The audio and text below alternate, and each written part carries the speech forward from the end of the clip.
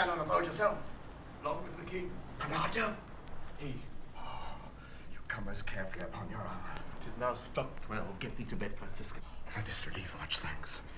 'Tis bitter cold, and I am sick at heart. Have you had quiet guard? Not a mouse stirring. Well, good night. If you do meet Horatio and Marcellus, the rivals of my watch, bid them make haste. I think I hear them. Dan! Ho! Who is there? Friends to this ground, liegemen to the day. Give you a good night. Oh, farewell, honest soldier. Who has relieved you? Bernardo has my place. Give you a good night. Bernardo. Say, what is Horatio there? A piece of him. Welcome, Horatio. Welcome, good Marcellus. What, has this thing appeared again tonight? I have seen nothing. Horatio says 'tis but our fantasy. Will not let belief take hold of him, touching this dreaded sight twice seen of us. Therefore I have entreated him along with us to watch the minutes of this night. If again this apparition come, he may approve our eyes and speak to it. Tush, 'twill not appear. Sit down a while, and let us once again assail your ears that are so fortified against our story, what we 2 nights have seen. Well, sit we down. Let us hear Bernardo speak of this. Last night of all, when yon same star that's westward from the pole had made his course to illume that part of heaven where now it burns, Marcellus and myself, the bell then beating one... Peace! Break thee off. Look where it comes again. In the same figure like the king that's dead. Art a scholar. Speak to it, Horatio. Looks it not like the king? Mark it, Horatio. Most like. It harrows me with fear and wonder. It would be spoke to. Question it, Horatio. What art thou, that usurps this time of night, together with that fair and warlike form in which the majesty of very Denmark did sometimes march? By heaven, I charge thee, speak! It is offended. See, it stalks away. Stay! Speak! Speak! I charge thee, speak! 'Tis gone, and will not answer. How now, Horatio? You tremble and look pale. Is not this something more than fantasy? What think you on't? Oh, my God. I might not this believe without the sensible and true avouch of mine own eyes. Is it not like the king? As thou art to thyself. Such was the very armour he had on when he the ambitious Norway combated. So frowned he once, when in an angry parle he smote the sledded poleaxe on the ice. 'Tis strange. Thus twice before, and jump of this dead hour, with Marshal Stork had he gone by our watch. In what particular thought to work, I know not. But in the gross and scope of my opinion, this bodes some strange eruption to our state. Good, now sit down and tell me, he that knows, why this same strict and most observant watch so nightly toils the subject of the land, and why such daily cast of brazen cannon and foreign mart for implements of war? Why such impressive shipwrights whose sore task does not divide the Sunday from the week? What might be taught that this sweaty haste doth make the night joint labourer with the day? Who is that can inform me? That can I. At least the whisper goes so. Our last king, whose image even but now appeared to us, was, as you know, by Fortinbras of Norway, that who pricked on by a most eminent pride, dared to the combat, in which our valiant Hamlet, for so this side of our known world esteemed him, did slay this Fortinbras, who by a sealed compact, well ratified by law and heraldry, did forfeit with his life all those his lands which he stood seized of to the conqueror, against the which a moiety competent was gauged by our king, which had returned to the inheritance of Fortinbras had he been vanquisher, as by the same covenant and carriage of the article designed, his fell to Hamlet. Now, sir, young Fortinbras, of unimproved metal, hot and full, hath in the skirts of Norway here and there sharked up a list of landless resolutes for food and diet to some enterprise that hath a stomach it, which is no other, as it doth well appear unto our state, but to recover of us by strong hand and terms compulsative those foresaid lands so by his father lost. And this, I take it, is the main motive of our preparations, the source of this our watch, and the chief head of this post-haste and roamage in the land. I think it be no other but e'en so. Well may it sort that this portentous figure comes armed through our watch so like the king that was, and is the question of these wars. A mote it is to trouble the mind's eye.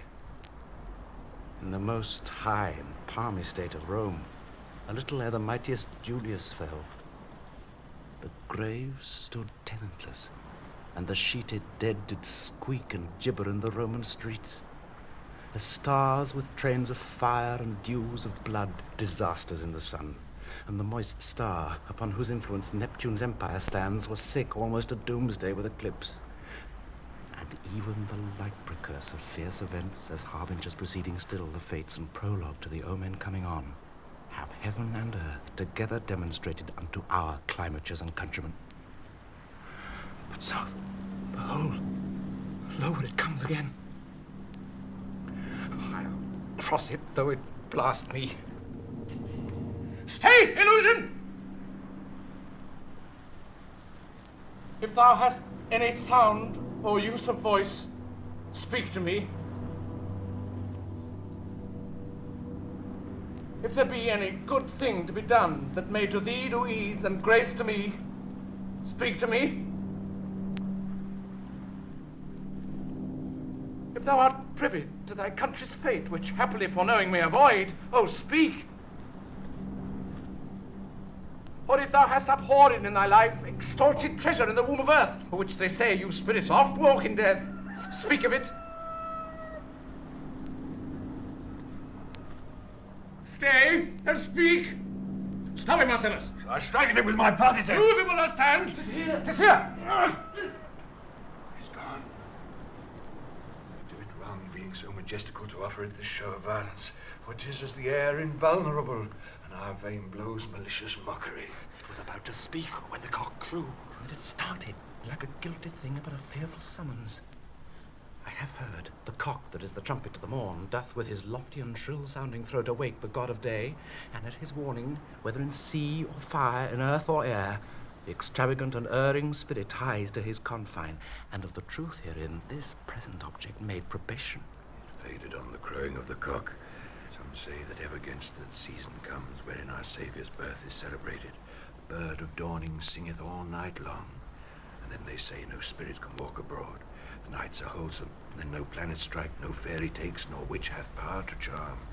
So hallowed and so gracious is the time. So have I heard, and do in part believe it. But look, the morn in russet mantle clad walks o'er the dew of yon high eastern hill. Break we our watch up, and by my advice, let us impart what we have seen tonight unto young Hamlet. For upon my life, this spirit, dumb to us, will speak to him. Do you consent we shall acquaint him with it, as needful in our loves, fitting our duty? Let's do it, I pray, and I this morning know where we shall find him most conveniently.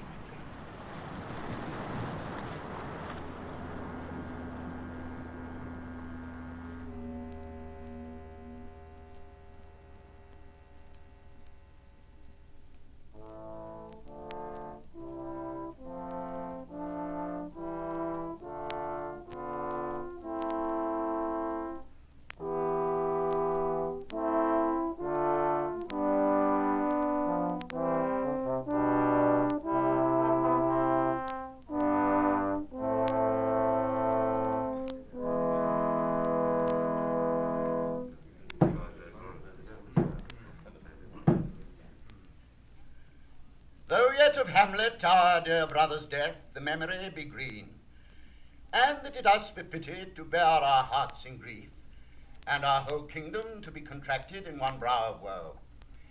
Yet so far hath discretion fought with nature, that we with wisest sorrow think on him, together with the remembrance of ourselves.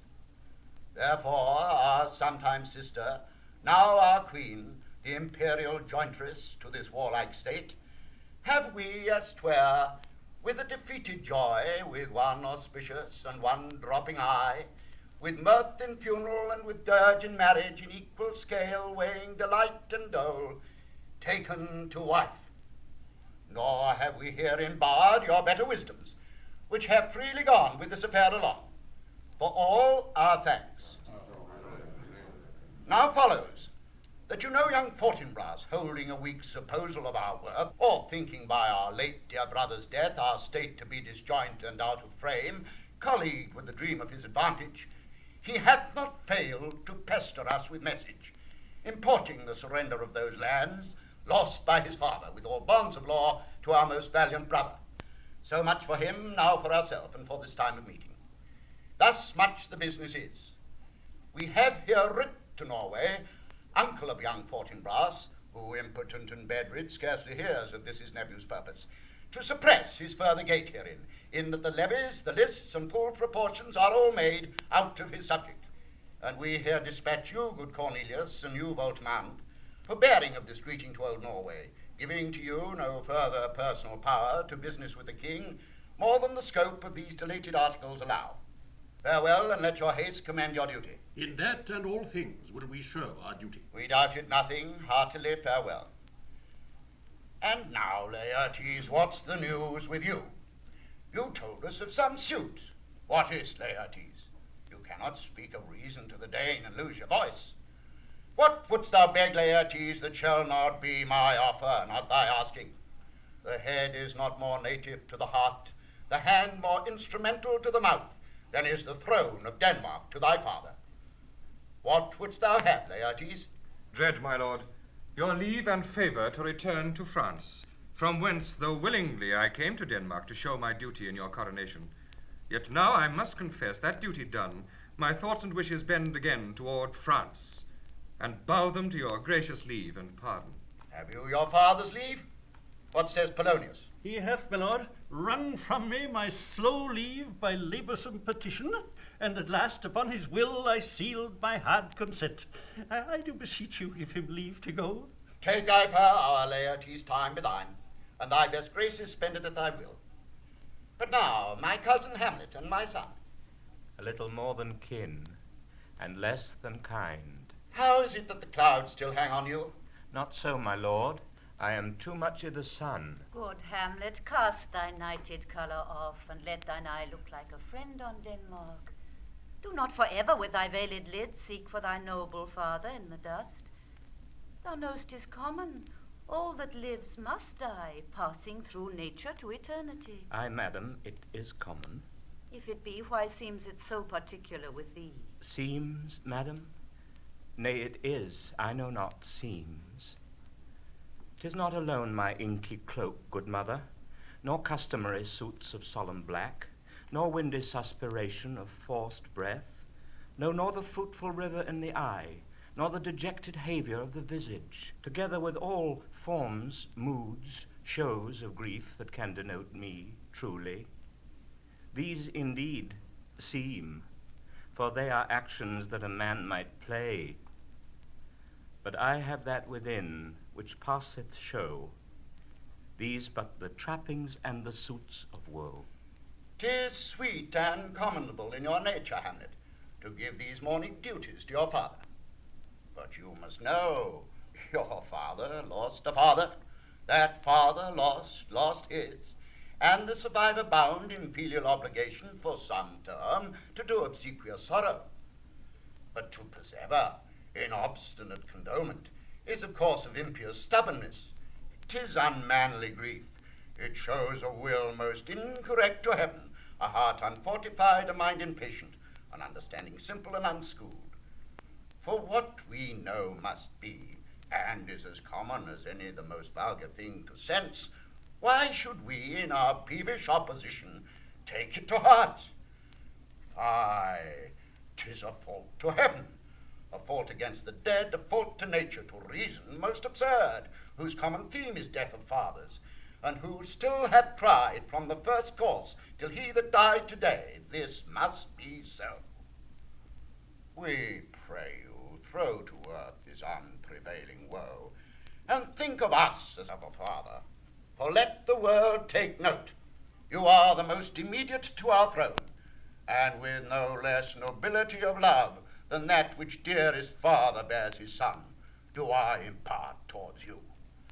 For your intent in going back to school in Wittenberg, it is most retrograde to our desire, and we beseech you, bend you to remain here in the cheer and comfort of our eye, our chiefest courtier, cousin, and our son. Let not thy mother lose her prayers, Hamlet. I prithee, stay with us. Go not to Wittenberg. I shall in all my best obey you, madam. Why, 'tis a loving and a fair reply. Be as ourself in Denmark. Madam, come. this gentle and unforced accord of Hamlet sits smiling to my heart, in grace whereof no jocund health that Denmark drinks today, but the great cannon to the cloud shall tell, and the king's rouse, the heavens shall bruit again, re-speaking earthly thunder. Come, away!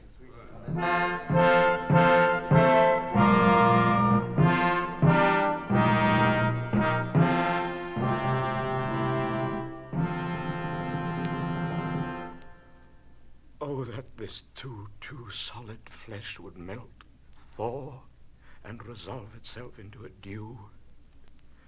Oh, that the everlasting had not fixed his cannon against self-slaughter. Oh God, how weary, stale, flat, and unprofitable seem to me all the uses of this world. Fie on't, oh fie, fie! 'Tis an unweeded garden that grows to seed. Things rank and gross in nature possess it merely. That it should come to this, but 2 months dead, nay, not so much, not 2, so excellent a king that was to this Hyperion to a satyr, so loving to my mother that he might not beteem the winds of heaven visit her face too roughly. Heaven and earth must I remember. Why, she would hang on him as if increase of appetite had grown by what it fed on. And yet within a month, let me not think on't. Frailty, thy name is woman. A little month, or ere those shoes were old with which she followed my poor father's body, like Niobe, all tears. Why, she, even she, oh God, a beast that once discourse of reason would have mourned longer, married with mine uncle, my father's brother, but no more like my father than I to Hercules. Within a month, ere yet the salt of most unrighteous tears had left the flushing of her galled eyes, she married. O most wicked speed, to post with such dexterity to incestuous sheets! It is not, nor it cannot come to good, but break my heart, for I must hold my tongue. Hail to your lordship. I'm glad to see you well. Horatio! Or I do forget myself. Same, my lord, and your poor servant ever. So, my good friend, I'll change that name with you. But what make you from Wittenberg, Horatio? Marcellus? My good lord. I'm very glad to see you. Good even, sir. My lord. But what in faith make you from Wittenberg? A truant disposition, good my lord. I would not have your enemies say so, nor shall you do mine ear that violence to make it truster of your own report against yourself. I know you are no truant. But what is your affair in Elsinore? We'll teach you to drink deep ere you depart. My lord, I came to see your father's funeral. I pray thee do not mock me, fellow student. I think it was to see my mother's wedding. Indeed, my lord, it followed hard upon. Thrift, Horatio. The funeral baked meats did coldly furnish forth the marriage tables. Would I had met my dearest foe in heaven, or ever I had seen that day, Horatio. My father. Methinks I see my father. Oh, where, my lord? In my mind's eye, Horatio. I saw him once. He was a goodly king. He was a man, take him for all in all. I shall not look upon his like again. My lord, I think I saw him yesternight. Saw? Who? My lord, the king, your father. The king, my father? Season your admiration for a while with an attent ear, till I may deliver upon the witness of these gentlemen this marvel to you. For God's love, let me hear. 2 nights together had these gentlemen, Marcellus and Bernardo, on their watch in the dead waste and middle of the night, been thus encountered. A figure like your father, armed at all points exactly, cap a pie, appears before them, and with solemn march goes slow and stately by them. Thrice he walked by their oppressed and fear-surprised eyes within his truncheon's length, whilst they, distilled almost to jelly with the act of fear, stand dumb and speak not to him. This to me in dreadful secrecy impart they did, and I with them the 3rd night kept the watch, where, as they had delivered, both in time, form of the thing, each word made true and good, the apparition comes. I knew your father. These hands are not more like. But where was this? My lord, upon the platform where we watched. Did you not speak to it? My lord, I did, but answer made it none. Yet once methought it lifted up its head and did address itself to motions like as it would speak. But even then the morning cock crew loud, and at the sound it shrunk in haste away and vanished from our sight. 'Tis very strange. As I do live, my honoured lord, 'tis true. And we did think it writ down in our duty to let you know of it. Indeed, sirs. But this troubles me. Hold you the watch tonight? We do, my lord. We do. Say you. My lord. From top to toe? My lord, from head to foot. Then saw you not his face? Oh, yes, my lord. He wore his beaver up. What looked he, frowningly? A countenance more in sorrow than in anger. Pale or red? Nay, very pale. And fixed his eyes upon you? Most constantly. I would I'd been there. Would have much amazed you. Very like. Stayed it long? While one with moderate haste might tell 100. Longer. Not when I saw it. His beard was grizzled, no? It was, as I have seen it in his life, a sable silvered. I will watch tonight. Perchance 'twill walk again. I warrant you it will. If it assume my noble father's person, I'll speak to it, though hell itself should gape and bid me hold my peace. I pray you all, if you have hitherto concealed this sight, let it be tenable in your silence still, and whatsoever else shall hap tonight, give it an understanding, but no tongue. I will requite your loves. So fare you well.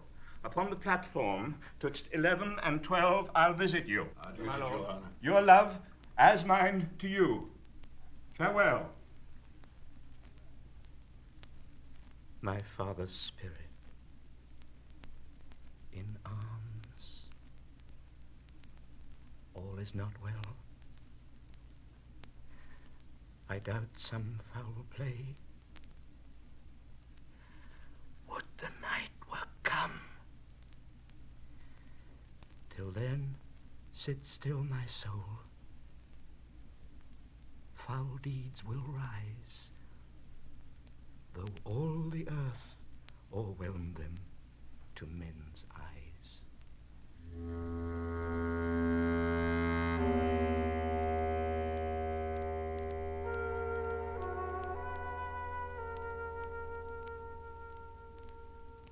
My necessaries are embarked. Farewell.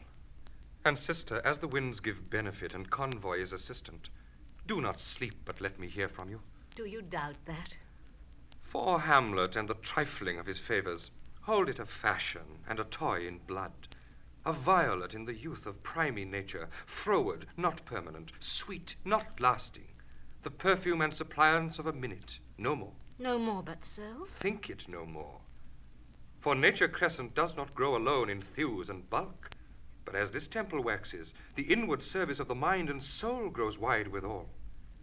Perhaps he loves you now, and now no soil nor cortal doth besmirch the virtue of his will, but you must fear, his greatness weighed, his will is not his own, for he himself is subject to his birth. He may not, as unvalued persons do, carve for himself, for on his choice depends the sanctity and health of this whole state, and therefore must his choice be circumscribed unto the voice and yielding of that body, whereof he is the head. Then if he says he loves you, it fits your wisdom so far to believe it, as he in his particular act and place may give his saying deed, which is no further than the main voice of Denmark goes withal. Then weigh what loss your honor may sustain, if with too credent ear you list his songs or lose your heart, or your chaste treasure open to his unmastered importunity. Fear it, Ophelia, fear it, my dear sister, and keep within the rear of your affection, out of the shot and danger of desire. The chariest maid is prodigal enough if she unmask her beauty to the moon.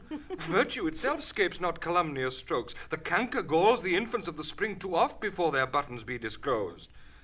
And in the morn and liquid dew of youth, contagious blasphements are most imminent. Be wary then. Best safety lies in fear. Youth to itself rebels, though none else near. I shall the effect of this good lesson keep as watchman to my heart.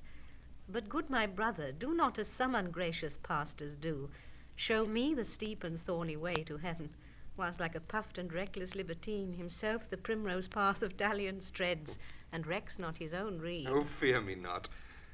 I stay too long. But here my father comes. Ah! A double blessing is a double grace. Occasion smiles upon a second leave. Yet here lay it is. Aboard, aboard, for shame. The wind sits in the shoulder of your sail, and you are stayed for. There, my blessing with thee.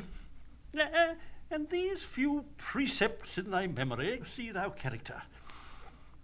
Give thy thoughts no tongue, nor any unproportioned thought his act. Be thou familiar, but by no means vulgar. The friends thou hast, and their adoption tried, grapple them to thy soul with hoops of steel. But do not dull thy palm with entertainment of each unhatched, unfledged comrade. Beware of entrance to a quarrel, but being in, bear that the opposed may beware of thee. Give every man thine ear, but few thy voice. Take each man's censure, but reserve thy judgment. Costly thy habit as thy purse can buy, but not expressed in fancy. Rich, not gaudy. For the apparel oft proclaims the man, and they in France of the best rank and station, or most select and generous, chief in that.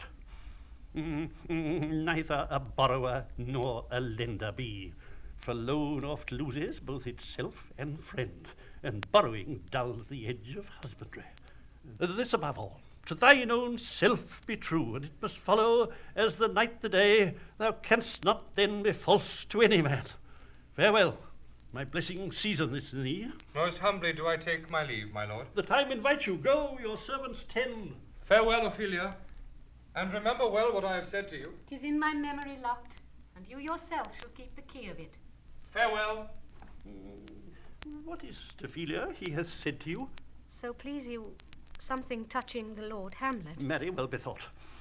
'Tis told me he hath very oft of late given private time to you, and you yourself have of your audience been most free and bounteous. If it be so, so it is put on me, that in way of caution, I must tell you, you do not understand yourself so clearly as it behoves my daughter and your honour. What is between you? Give me up the truth. He hath, my lord, of late made many tenders of his affection to me. Affection? Pooh, you speak like a green girl, unsifted in such perilous circumstance. Do you believe his tenders, as you call them? I do not know, my lord, what I should think. Mary, I'll teach you. Think yourself a baby, that you obtain his tenders for true pay, which are not sterling. Tender yourself more dearly, or, not to crack the wind of the poor phrase, roaming it thus, you'll tender me a fool. My lord, he hath importuned me with love in honourable fashion. Fashion, you may call it. Go to, go to. And hath given countenance to his speech, my lord, with all the vows of heaven. Aye, springes to catch woodcocks. I do know when the blood burns how prodigal the soul lends the tongue vows. These blazes, daughter, giving more light than heat, extinct in both, even in their promises it is a-making, you must not take for fire. From this time be something scanter of your maiden present. Set your entreatments at a higher rate than a command to parley. For Lord Hamlet believes so much in him that he is young, and with a larger tether may he walk than may be given you. In few, Ophelia, do not believe his vows, for they are brokers, not of that dye which their investments show, but mere implorators of unholy suits, breathing like sanctified and pious bonds the better to beguile. This is for all. I would not, in plain terms, from this time forth, have you so slander any moment leisure as to give words or talk with the Lord Hamlet. Look to it, I charge you. Come your ways. I shall obey, my lord.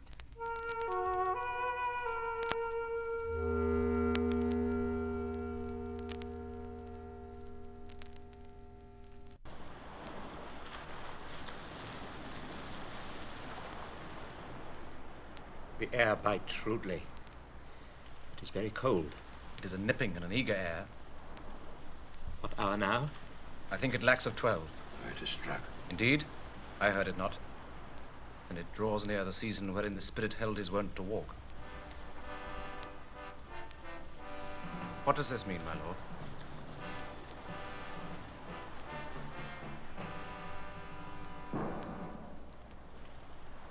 The king doth wake tonight, takes his rouse, keeps wassail in the swaggering upspring reels, and as he drains his draughts of Rhenish down, the kettle drum and trumpet thus bray out the triumph of his pledge. Is it a custom? I marriest.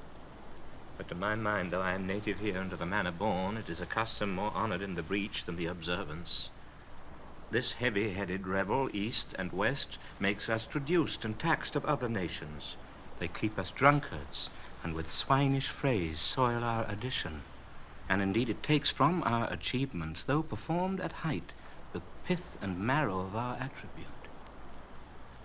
So oft it chances in particular men, that for some vicious mole of nature in them, as in their birth wherein they are not guilty, since nature cannot choose his origin, by the o'ergrowth of some complexion, oft breaking down the pales and forts of reason, or by some habit that too much o'erleavens the form of plausive manners, that these men, carrying, I say, the stamp of one defect, being nature's livery or fortune's star, their virtues else, be they as pure as grace, as infinite as man may undergo, shall in the general censure take corruption from that particular fault.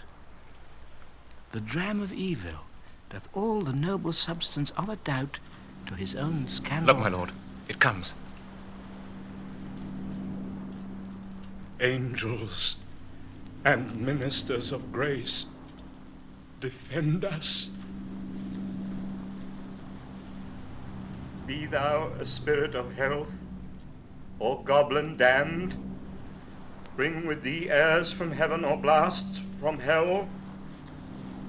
Be thy intent wicked or charitable, thou comest in such a questionable shape that I will speak to thee.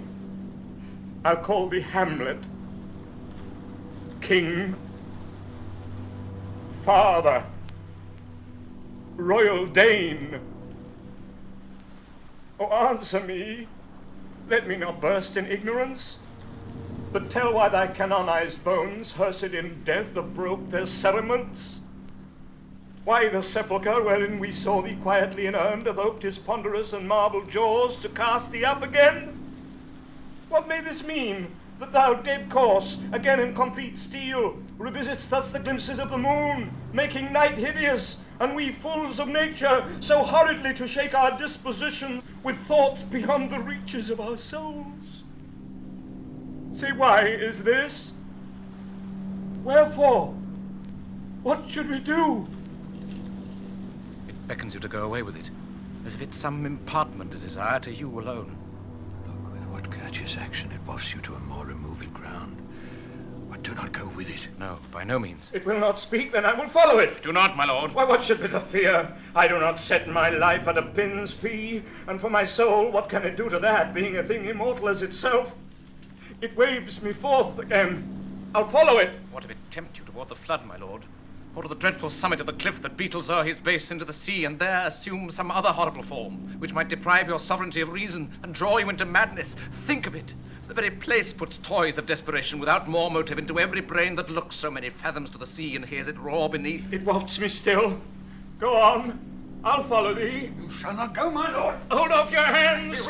You shall not go. My fate cries out, and makes each petty arter in this body as hardy as the Nemean lion's nerve. Still am I called? Unhand me, gentlemen. By heaven, I'll make a ghost of him that lets me. I say, away! Go on. I'll follow thee.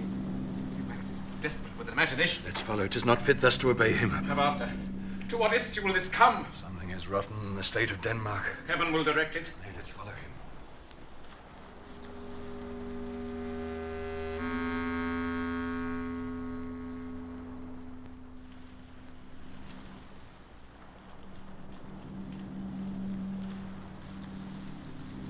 Whither wilt thou lead me? Speak. I'll go no further. Mark me.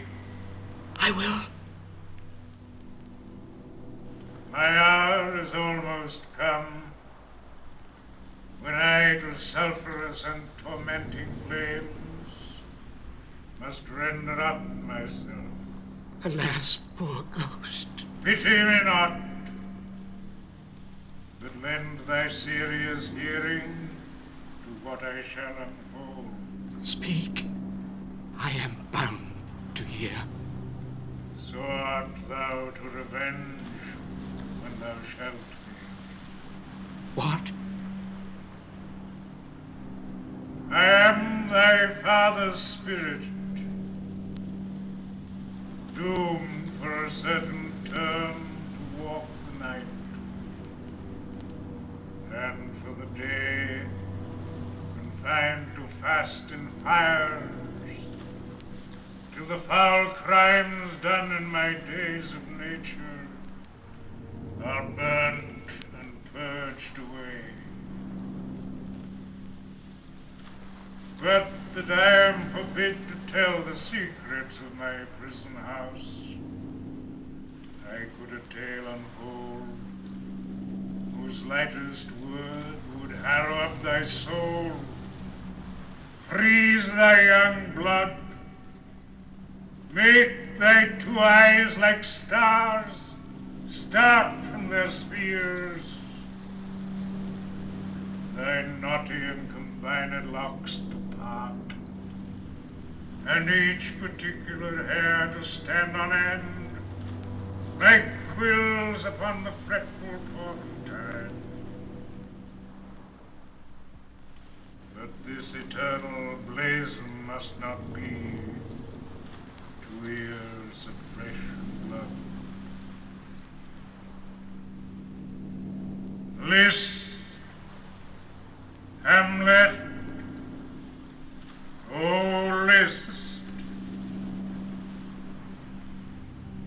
if thou didst ever thy dear father love, Oh, God! revenge his foul and most unnatural murder. Murder! Murder most foul, as in the best it is, but this most foul, strange and unnatural. Haste, haste me to know it, that I with wings as swift as meditation or the thoughts of love may sweep to my revenge. I find thee apt, and duller shouldst thou be than the fat weed that roots itself in ease on Lethe wharf, wouldst thou not stir in this. Now, Hamlet, hear. 'Tis given out that sleeping in my orchard a serpent stung me. So the whole year of Denmark is by a forged process of my death rankly abused. But know, thou noble youth, the serpent that did sting thy father's life now wears his crown. Oh, my prophetic soul! Mine uncle! That incestuous, that adulterate beast, with witchcraft of his wits, with traitorous gifts,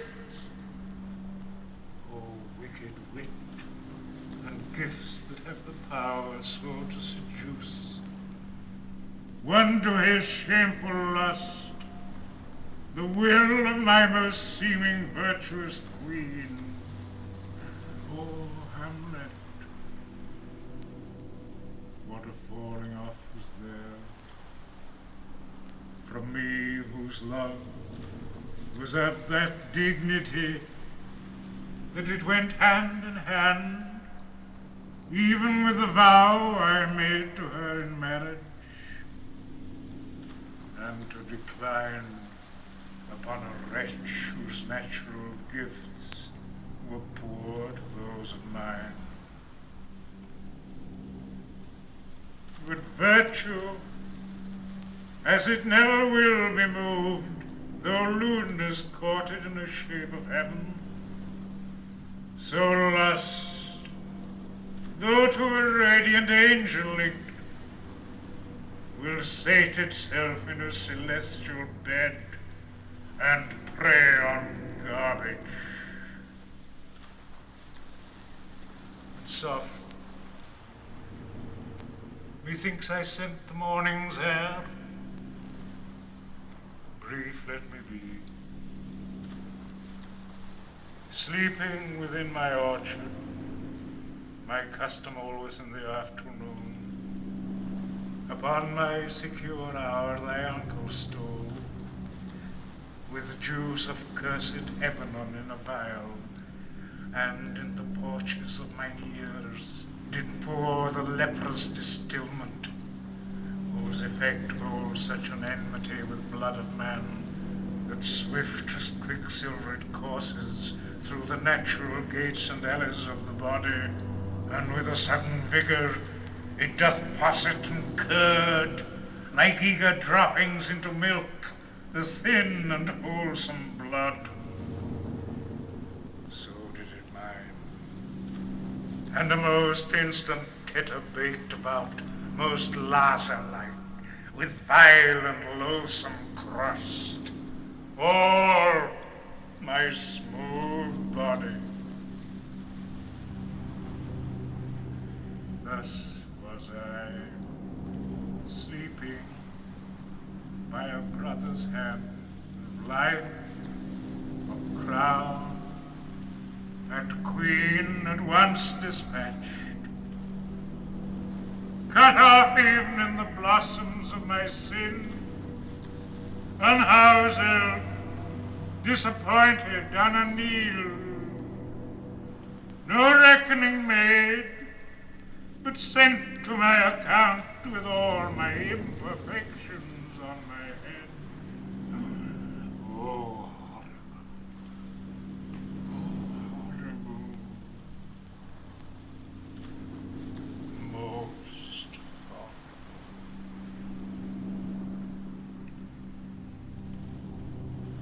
If thou hast nature in thee, bear it not. Let not the royal bed of Denmark be a couch for luxury and damned incest. But howsoever thou pursuest this act, taint not thy mind,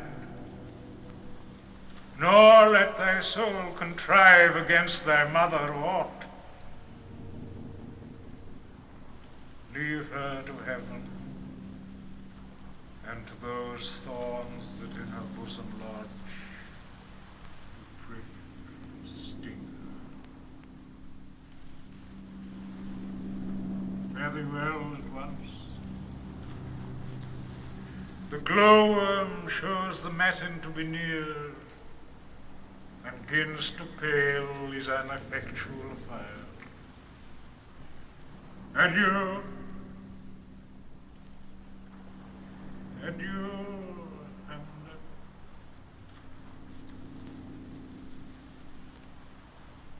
Remember me. Oh, all you host of heaven, O earth, what else? And shall I couple hell, O fine? Hold my heart, and you my sinews grow not instant old, but bear me stiffly up. Remember thee, I, thou poor ghost, while memory holds a seat in this distracted globe. Remember thee, yea, from the table of my memory, I'll wipe away all trivial fond records, all sores of books, all forms, all pressures past, that youth and observation copied there, and thy commandment all alone shall live within the book and volume of my brain, unmixed with baser matter. Yes, yes, by heaven, O most pernicious woman, O villain, villain, smiling, damned villain. My tables, meet it is, I set it down, that one may smile and be a villain. At least I'm sure it may be so in Denmark. So, uncle, there you are. Now to my word, It is adieu. Adieu. Remember me. I have sworn it. My lord! My lord! Lord Hamlet! Heaven secure him! So be it. Hello! Hello! Ho! Ho! My lord! Hello, boy! Come, bird, come! How is my noble lord? What news, my lord? Oh, wonderful! Good, my lord, tell it. No, you'll reveal it. Not I, my lord, by heaven. Nor I, my lord. How say you then, would heart a man once think it? But you'll be secret. Aye, by heaven, my lord. There's ne'er a villain dwelling in all Denmark, but he's an arrant knave. There need no ghost, my lord, come from the grave to tell us this. Why, right, you're in the right. And so without more circumstance at all, I hold it fit that we shake hands and part. You as your business and desire shall point you. For every man hath business and desire, such as it is. And for my own part, look you, I'll go pray. These are but wild and whirling words, my lord. I'm sorry they offend you heartily. Yes, very heartily. There's no offence, my lord. Yes, by St. Patrick, but there is, Horatio. And much offence, too. Touching this vision here, it is an honest ghost, that let me tell you. For your desire to know what is between us, or master it as you may. And now, good friends, as you are friends, scholars, and soldiers, grant me one poor request. What is it, my lord? We will. Never make known what you have seen tonight. My lord, we will not. Nay, but swear it. In faith, my lord, not I. Nor I, my lord, in faith. Upon my sword. You have sworn, my lord, already. Indeed, upon my sword, indeed. Swear. How, boy? Say so, up there, true penny. Come on. You hear this fellow in the cellarage? Consent to swear? Propose the oath, my lord. Never to speak of this that you have seen. Swear by my sword. Swear. Hic et ubique, then we'll shift our ground. Come hither, gentlemen, and lay your hands upon my sword. Never to speak of this that you have heard. Swear by my sword. Swear. Well said, old mole. Canst work at the ground so fast? O worthy pioneer, once more remove, good friends. Oh, dear knight, but this is wondrous strange. And therefore, as a stranger, give it welcome. There are more things in heaven and earth, Horatio, than are dreamt of in our philosophy. But come, here as before, never so help you mercy, how strange or odd soe'er I bear myself, as I perchance hereafter shall think meet to put an antic disposition on, that you at such times seeing me never shall with arms encumbered thus, or thus head shake, or by pronouncing of some doubtful phrase, as well we know, or we could, and if we would, or if we list to speak, or there be, and if there might, or such ambiguous giving out to note that you know aught of me, this not to do, so grace and mercy at your most need help you. Swear. Swear. We swear. Rest.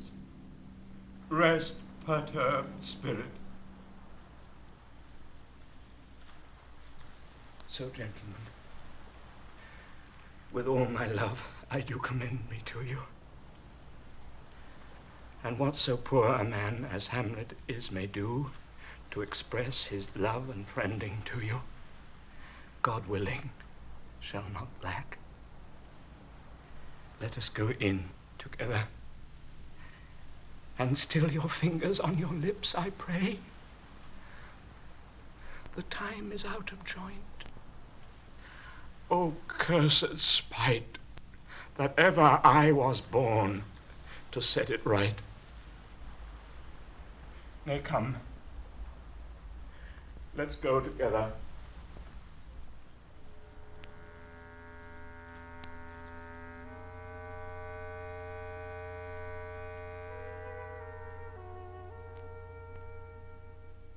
Give him this money and these notes, Rinaldo. I will, my lord. You shall do marvellous wisely, good Rinaldo, before you visit him to make inquire of his behaviour. My lord, I did intend it. Very well said, very well said. Look you, sir. Inquire me first what danskers are in Paris, and how and who, what means and where they keep, what company at what expense, and finding by this encompassment and drift of question that they do know my son, come you more nearer than your particular demands will touch it. Take you as 'twere some distant knowledge of him, as thus I know his father and his friends, and in part him. Do you mark this, Rinaldo? Aye, very well, my lord. And in part him. But you may say, not well. But if be he, I mean, he's very wild, addicted so-and-so, and there put on him what forgeries you please. Marry, none so rank as may dishonour him, take heed of that. But, sir, such wanton, wild, and usual slips as our companions noted and most known to youth and liberty. As gaming, my lord? Aye, or drinking, fencing, swearing, quarrelling, drabbing, you may go so far. My lord, that would dishonour him. Faith knows you may season it in the charge. You mustn't put another scandal on him that he is open to incontinence, That's not my meaning, but breathe his faults so quaintly that they may seem the taints of liberty, the flesh and outbreak of a fiery mind, a savageness in unreclaimed blood of general assault. But, my good lord... Wherefore should you do this?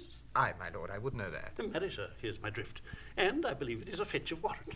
You laying these slight sullies on my son, as to a thing a little soiled in the working, mark you, your party in converse, him you would sound, having ever seen in the predominant crimes the youth you breathe of guilty, be assured he closes with you in this consequence, good sir, or so, or friend, or gentleman, according to the phrase in the edition of Man and Country. Very good, my lord. And then, sir, does he this? He does. What was I about to say? By the mess, I was about to say something. Where did I leave? At closes in the consequence, at friend or so, and gentleman. At closes in the consequence. Aye, marry. He closes with you, us. I know the gentleman. I saw him yesterday or t'other day, or then with such and such. And, as you say, there was he gaming, there or took in his rouse, there falling out at tennis, or perchance I saw him enter such a house of sale, vidilis at a brothel, or so forth. See you now. Your bait of falsehood takes this carp of truth. And thus do we of wisdom and of reach with windlasses and with essays of bias by indirections find directions out. So by my former lecture and advice shall you, my son. You have me, have you not?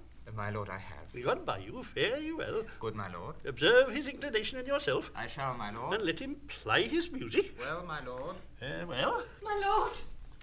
My lord! So now, Ophelia, what's the matter?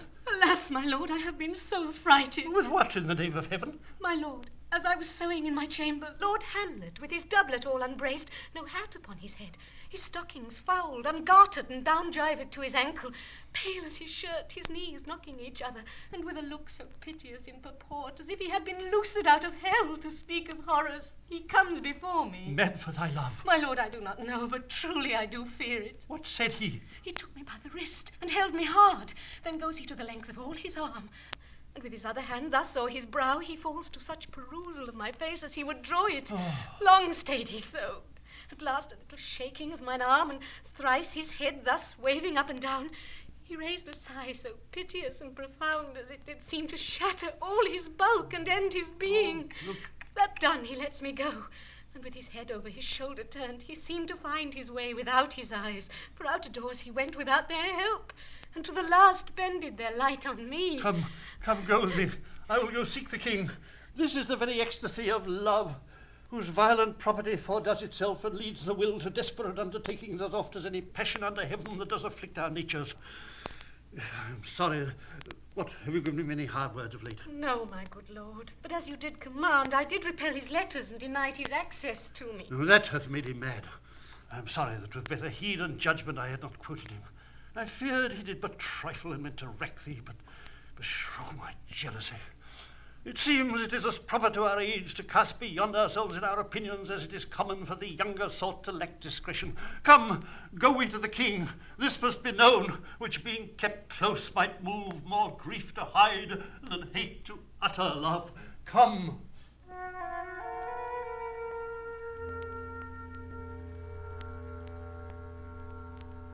Welcome, dear Rosencrantz and Guildenstern. Moreover that we much did long to see you, the need we have to use you did provoke our hasty sending. Something have you heard of Hamlet's transformation, so I call it, sith nor the exterior nor the inward man resembles that it was. What should it be more than his father's death that thus hath put him so much from the understanding of himself, I cannot deem of. I entreat you both, that being of so young days brought up with him, and sith so neighboured to his youth and humour, that you vouchsafe your rest here in our court some little time, so by your companies to draw him on to pleasures, and to gather so much as from occasions you may glean, whether aught to us unknown afflicts him thus, that opened lies within our remedy. Good gentleman, he hath much talked of you, and sure I am two men that are not living to whom he more adheres. If it will please you to show us so much gentry and goodwill as to expend your time with us a while for the supply and profit of our hope, your visitation shall receive such thanks as fits a king's remembrance. Both your majesties might by the sovereign power you have of us put your dread pleasures more into command than to entreaty. We both obey. and here give up ourselves in the full bent to lay our services freely at your feet, to be commanded. Thanks, Rosencrantz and gentle Guildenstern. Thanks, Guildenstern and gentle Rosencrantz. And I beseech you instantly to visit my too much changed son. Go, some of you, and bring these gentlemen where Hamlet is. Heavens make our presence and our practices pleasant and helpful to him. Aye, amen. The ambassadors from Norway, my good lord, are joyfully returned. Thou still hast been the father of good news. Have I, my lord? I assure you, my good liege, I hold my duty as I hold my soul, both to my God and to my gracious king. And I do think, or else this brain of mine hunts not the trail of policy so sure as it hath used to do, that I have found the very cause of Hamlet's lunacy. Oh, speak of that. That do I long to hear. Give first admittance to the ambassadors. My news shall be the fruit to that great feast. Thyself do grace to them, and bring them in. He tells me, my sweet queen, that he hath found the head and source of all your son's distemper. I doubt it is no other but the main. His father's death and our hasty marriage. Well, we shall sift him. Welcome, my good friends. Say, Voltimand, what from our brother Norway? Most fair return of greetings and desires. Upon our first, he sent us to suppress his nephew's levies, which to him appeared to be a preparation against the Polack. But better looked into, he truly found it was against your highness. Whereat, grieved that so his sickness, age, and impotence was falsely borne in hand, sends out arrests on Fortinbras, which he, in brief, obeys, receives rebuke from Norway, and in fine makes vow before his uncle never more to give the assay of arms against your majesty. Whereon old Norway, overcome with joy, gives him 3,000 crowns in annual fee, and his commission to employ those soldiers so levied as before against the Polack, with an entreaty herein further shown, that it might please you to give quiet pass through your dominions for his enterprise, on such regards of safety and allowance as therein are set down. It likes us well, and at our more considered time we'll read, answer, and think upon this business. Meantime, we thank you for your well-took labour. Go to your rest. At night we'll feast together. Most welcome home. This business is very well ended. My liege, and madam, to expostulate what majesty should be, what duty is, why day is day, night night, and time is time, were nothing but to waste night, day, and time. Therefore, since brevity is the soul of wit, and tediousness the limbs and outward flourishes, I will be brief. Your noble son is mad. Mad, I call it, for to define true madness, what is't but to be nothing else but mad. But let that go. More matter with less art. Madam, I swear I use no art at all. That he is mad, 'tis true. 'Tis true, 'tis pity, and pity it is true. A foolish figure, but farewell it, for I will use no art. Mad, let us grant him then, and now remains that we find out the cause of this effect, or rather say the cause of this defect. For this effect defective comes by cause. Thus it remains, and the remainder thus. Perpend. I have a daughter, while she is mine, who in her duty and obedience Mark hath given me this. Now gather and surmise. To the celestial and my soul's idol, the most beautified Ophelia. That's an ill phrase, a vile phrase. Beautified is a vile phrase, but you shall hear. These in her excellent white bosom. Came this from Hamlet to her? Good madam, stay a while, I will be faithful. Doubt thou the stars are fire, doubt that the sun doth move, doubt truth to be a liar, but never doubt I love. O dear Ophelia, I am ill at these numbers, I have not art to reckon my groans, but that I love thee best, O most best, believe it adieu. Thine evermore, most dear lady, was this machine is to him, Hamlet. This in obedience hath my daughter showed me, and more above hath his solicitings, as they fell out by time, by means, and place, all given to mine ear. But how has she received his love? What do you think of me? As of a man faithful and honourable. I would fain prove so. But what might you think? When I had seen this hot love on the wing as I perceived it, I must tell you that before my daughter told me, what might you, or my dear majesty, your queen here, think if I had played the desk or table book, or given my heart a winking, mute and dumb, or looked upon this love with idle sight? What might you think? No, I went round to work, and my young mistress thus I did bespeak. Lord Hamlet is a prince out of thy star. This must not be. And then I precepts gave her, that she should lock herself from his resort, admit no messengers, receive no tokens. Which done, she took the fruits of my advice, and he, repulsed, a short tale to make, fell into a sadness, then into a fast, thence to a watch, thence into a weakness, thence to a lightness, and by this declension into the madness wherein now he raves, and all we wail for. Do you think 'tis this? It may be, very like. Hath there been such a time, I'd fain know that I have positively said, 'tis so, when it proved otherwise? Not that I know. Take this from this, if this be otherwise. If circumstances lead me, I will find where truth is hid, though it were hid indeed within the centre. How may we try it further? You know, sometimes he walks 4 hours together here in the lobby. So he does indeed. At such a time, I loose my daughter to him. Be you and I behind an arras then. Mark the encounter. If he love her not, and be not from his reason fall'n thereon, let me be no assistant for a state, but keep a farm and carters. We will try it. Look where sadly the poor wretch comes reading. Away, I do beseech you. Both away. I'll board him presently. Oh, give me leave. How does my good Lord Hamlet? Well, God a mercy. Do you know me, my lord? Excellent, excellent. Well, you're a fishmonger. No, not I, my lord. Then I would you were so honest a man. Honest, my lord? Aye, sir, to be honest, as this world goes, is to be one man picked out of 10,000. Oh, that's very true, my lord. For if the sun breed maggots in a dead dog, being a good kissing carrion, have you a daughter? I have, my lord. Let her not walk in the sun. Conception is a blessing, but not as your daughter may conceive. Friend, look to it. How say you by that? Still harping on my daughter? Yet he knew me not at first. He said I was a fishmonger. He is far gone, far gone. And truly in my youth I suffered much extremity for love, very near this. I'll speak to him again. What do you read, my lord? Words, words, words. What is the matter, my lord? Between who? No, I mean the matter that you read, my lord. Ah, slanders, sir. For the satirical slave says here that old men have grey beards, that their faces are wrinkled, their eyes purging thick amber or plum tree gum, and that they have a plentiful lack of wit together with weak hams. All which, sir, though I most powerfully and potently believe, yet I hold it not honesty to have it thus set down. For yourself, sir, should be as old as I am, if like a crab you could go backward. Though this be madness, yet there is method in't. Will you walk out of the air, my lord? Into my grave? Indeed, that is out of the air. How pregnant sometimes his replies are. A happiness that often madness hits on, which reason and sanity could not so prosperously be delivered of. I will leave him and suddenly contrive the means of meeting between him and my daughter.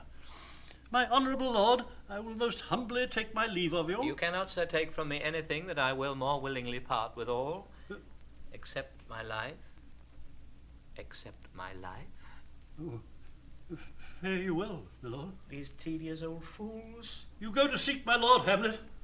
There he is. God save you, sir. My honoured lord. My most dear lord. My excellent good friends. How dost thou, Guildenstern? Our Rosencrantz. Good lads, how do ye both? As the indifferent children of the earth. Happy, in that we are not over happy. On Fortune's cap we are not the very button. Nor the soles of her shoe? Neither, my lord. Then you live about her waist, or in the middle of her favours? Faith, her privates we. In the secret parts of Fortune. Oh, most true, she is a strumpet. What's the news? None, my lord, but that the world's grown honest. Then is doomsday near. But your news is not true. Let me question more in particular. What have you, my good friends, deserved at the hands of Fortune that she sends you to prison hither? Prison, my lord? Denmark's a prison. Then is the world one. A goodly one, in which there are many confines, wards, and dungeons, Denmark being one of the worst. We think not so, my lord. Why, then 'tis none to you, for as nothing either good or bad but thinking makes it so. To me it is a prison. Why, then your ambition makes it one. 'Tis too narrow for your mind. Oh, God, I could be bounded in a nutshell, and count myself a king of infinite space, were it not that I have bad dreams. Which dreams indeed are ambition, for the very substance of the ambitious is merely the shadow of a dream. A dream itself is but a shadow. Truly, and I hold ambition of so airy and light a quality that it is but a shadow's shadow. Then are our beggars bodies, and our monarchs and outstretched heroes the beggars' shadows. Shall we to the court? For by my fay I cannot reason. We'll wait upon you. No such matter. I will not sort you with the rest of my servants. For to speak to you like an honest man, I am most dreadfully attended. But in the beaten way of friendship, what make you at Elsinore? To visit you, my lord, no other occasion. Beggar that I am even poor in thanks. But I thank you. And sure, dear friends, my thanks are too dear a halfpenny. Were you not sent for? Is it your own inclining? Is it a free visitation? Come, deal justly with me. Come, nay, speak. What should we say, my lord? By anything but to the purpose. You were sent for, and there is a kind of confession in your looks which your modesties have not craft enough to colour. I know the good king and queen have sent for you. To what end, my lord? That you must teach me. But let me conjure you, by the rights of our fellowship, by the consonancy of our youth, by the obligation of our ever-preserved love, and by what more dear a better proposer could charge you withal, be even and direct with me whether you were sent for or no. What say you? Nay, then I have an eye of you. If you love me, hold not off. My lord, we were sent for. I'll tell you why. So shall my anticipation prevent your discovery, and your secrecy to the king and queen moult no feather.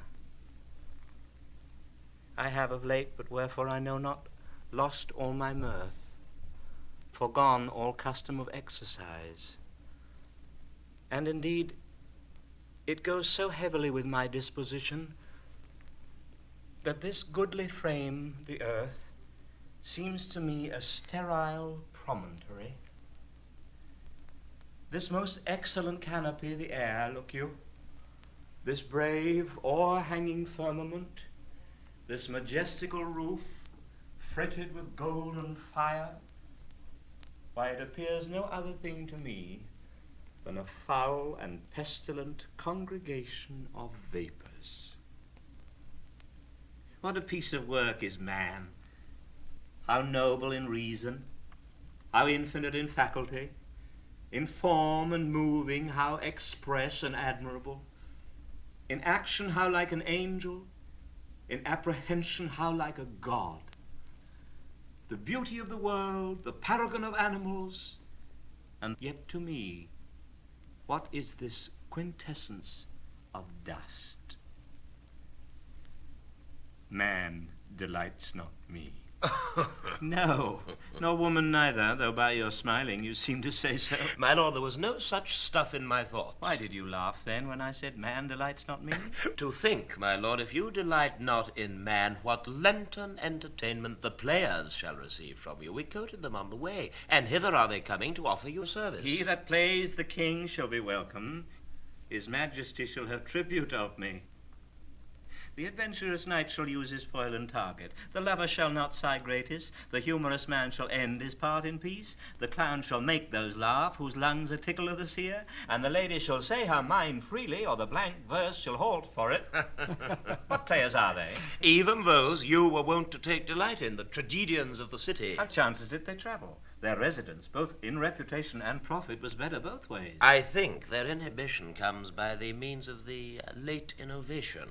Do they hold the same estimation they did when I was in the city? Are they so followed? No, indeed they are not. How comes it? Do they grow rusty? Nay, their endeavour keeps in the wonted pace, but there is an airy of children, little eye-asses that cry out on the top of question and are most tyrannically clapped for it. These are now the fashion, and so berattle the common stages, so they call them, that many wearing rapiers are afraid of goose quills and dare scarce come thither. What are they, children? Mm-hmm. Who maintains them? How are they escoted? Will they pursue the quality no longer than they can sing? Will they not say afterwards, if they should grow themselves to common players, as it's most like, if their means are no better, their writers do them wrong, to make them exclaim against their own succession? Faith, has been much to do on both sides, and the nation holds it no sin to tar them to controversy. There was for a while no money bid for argument unless the poet and the player went to cuffs in the question. It's possible. Oh, there has been much throwing about of brains. Do the boys carry it away? Aye, that they do, my lord. Hercules and his load too. It is not strange. For mine uncle is king of Denmark, and those that would make mouths at him while my father lived give 20, 40, 100 ducats apiece for his picture in little. 'Sblood, there's something in this more than natural, if philosophy could find it out. Where are the players? Gentlemen, you are welcome to Elsinore. Your hands, come.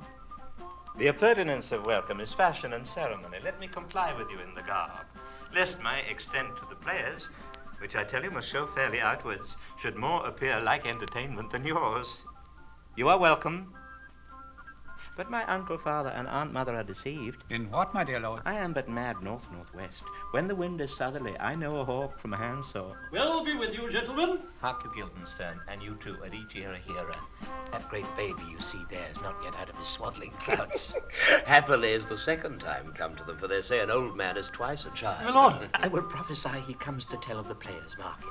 You say right, sir. On Monday morning, 'twas so indeed. My lord, I have news to tell you. My lord, I have news to tell you. When Roscius was an actor in Rome... The actors are come hither, my lord. Buzz.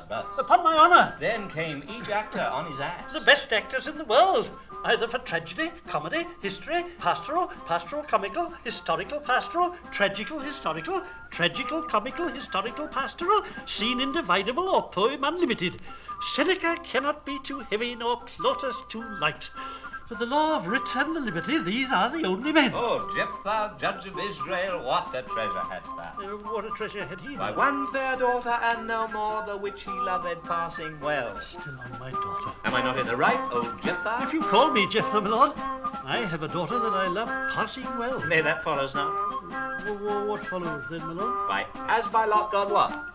And then, you know, it came to pass as most like it was. The first row of the pious chanson I'll show you more. Well, look why my abridgments come. You are welcome, masters. Welcome all. I'm glad to see thee well. Welcome, good friends. Ah, my old friend, thy face is valanced since I saw thee last. Comes thou to beard me in Denmark? What, my young lady and mistress? By a lady, your ladyship is nearer to heaven than when I saw you last by the altitude of a chopine. Pray God your voice, like a piece of uncurrent gold, be not cracked within the ring. Masters, you're welcome. We'll e'en to it, like French falconers. Fly at anything we see. We'll have a speech straight. Come, give us a taste of your quality. Come, a passionate speech. What speech, my lord? I heard thee speak me a speech once, but 'twas never acted. Or if it was not above once, for the players I remembered, pleased not the million, 'twas caveat of the general. But it was as I received it, and others whose judgments in such matters cried in the top of mine. An excellent play, well digested in the scenes, set down with as much modesty as cunning. I remember one said there were no salads in the lines to make the matter savoury, nor no matter in the phrase that might indict the author of affection, but called it an honest method, as wholesome as sweet, and by very much more handsome than fine. One chief speech in it I chiefly loved. 'Twas Aeneas' tale to Dido, and thereabout of it especially, where he speaks of Priam's slaughter. If it live in your memory, begin at this line. Let me see. The rugged Pyrrhus, like the Acanian beast, it is not so. It begins with Pyrrhus. The rugged Pyrrhus, he whose sable arms, black as his purpose, did the night resemble, when he lay couched in the ominous horse, hath now this dread and black complexion smeared with heraldry more dismal.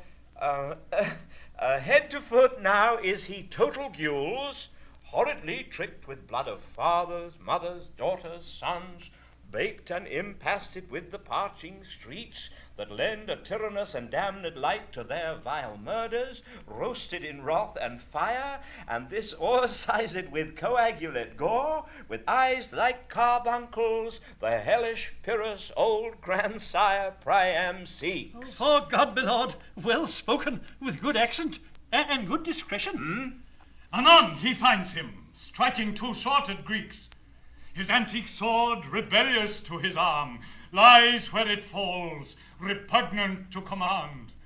Unequal matched, Pyrrhus at Priam drives, in rage strikes wide, but with the whiff and wind of his fell sword, the unnerved father falls. Then senseless Ilium, seeming to feel his blow, with flaming top stoops to his base, and with a hideous crash takes prisoner Pyrrhus' ear. For lo, his sword, which was declining on the milky head of reverend Priam, seemed in the air to stick. So as a painted tyrant Pyrrhus stood, and like a neutral to his will and matter, did nothing. But, as we often see against some storm, a silence in the heavens, the rack stands still, the bold winds speechless, and the orb below as hush as death, and on the dreadful thunder doth rend the region, so after Pyrrhus' pause, aroused vengeance sets him new awork, and never did the Cyclops' hammers fall on Mars his armor, forged for proof etern, with less remorse than Pyrrhus' bleeding sword now falls on Priam. Out, out, thou strumpet Fortune! All you gods, in general synod take away her power, break all the spokes and fellies from her wheel, and bowl the round nave down the hill of heaven, as low as to the fiend. This is too long. It's out of the barbers with your beard. Prithee say on. He's for a jig or a tale of bawdry, or he sleeps. Say on. Come to Hecuba. But who? Oh, who had seen the Mobled Queen? The Mobled Queen? Oh, that's good. Mobled Queen is good. Run barefoot up and down, threatening the flame with bison rheum. A clout about that head where late the diadem stood, and for a robe about her lank and all o'er teamed loins, a blanket in the alarum of fear caught up. Who this had seen, with tongue in venom steeped, 'gainst Fortune's state would treason have pronounced. But if the gods themselves did see her then, when she saw Pyrrhus make malicious sport in mincing with his sword her husband's limbs, the instant burst of clamour that she made, unless things mortal move them not at all, would have made milch the burning eyes of heaven, and passion in the god. Look where he has not turned his colour and his tears in his eyes. Pray you no more. 'Tis well. I'll have thee speak out the rest soon. Good my lord, will you see the players well bestowed? Do you hear? Let them be well used, for they are the abstracts and brief chronicles of the time. After your death, you had better have a bad epitaph than their ill report while you live. My lord, I will use them according to their desert. God's bodykins, man, better. Use every man after his desert, and who should scape whipping? Use them after your own honour and dignity. The less they deserve, the more merit is in your bounty. Take them in. Come, sirs. Follow him, friends. We'll hear a play tomorrow. My lord. Dost thou hear me, old friend? Can you play The Murder of Gonzago? Aye, my lord. We'll have it tomorrow night. You could, for a need, study a speech of some 12 or 16 lines, which I would set down and insert in, could you not? Aye, my lord. Very well. Follow that lord, and look you mock him not. My good friends, I'll leave you till night. You are welcome to Elsinore. Good, my lord. Aye so. God be with ye.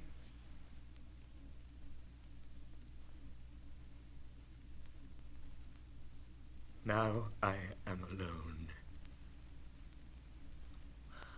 Oh, what a rogue and peasant slave am I.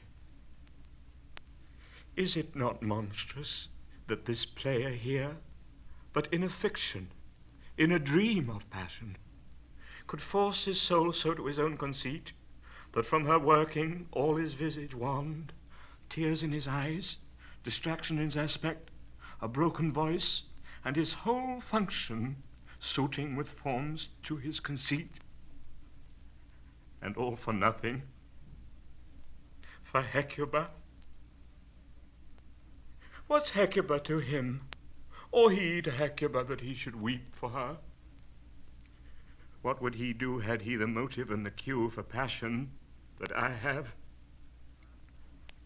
He would drown the stage with tears, and cleave the general ear with horrid speech, make mad the guilty, and appall the free, confound the ignorant, and amaze indeed the very faculty of eyes and ears.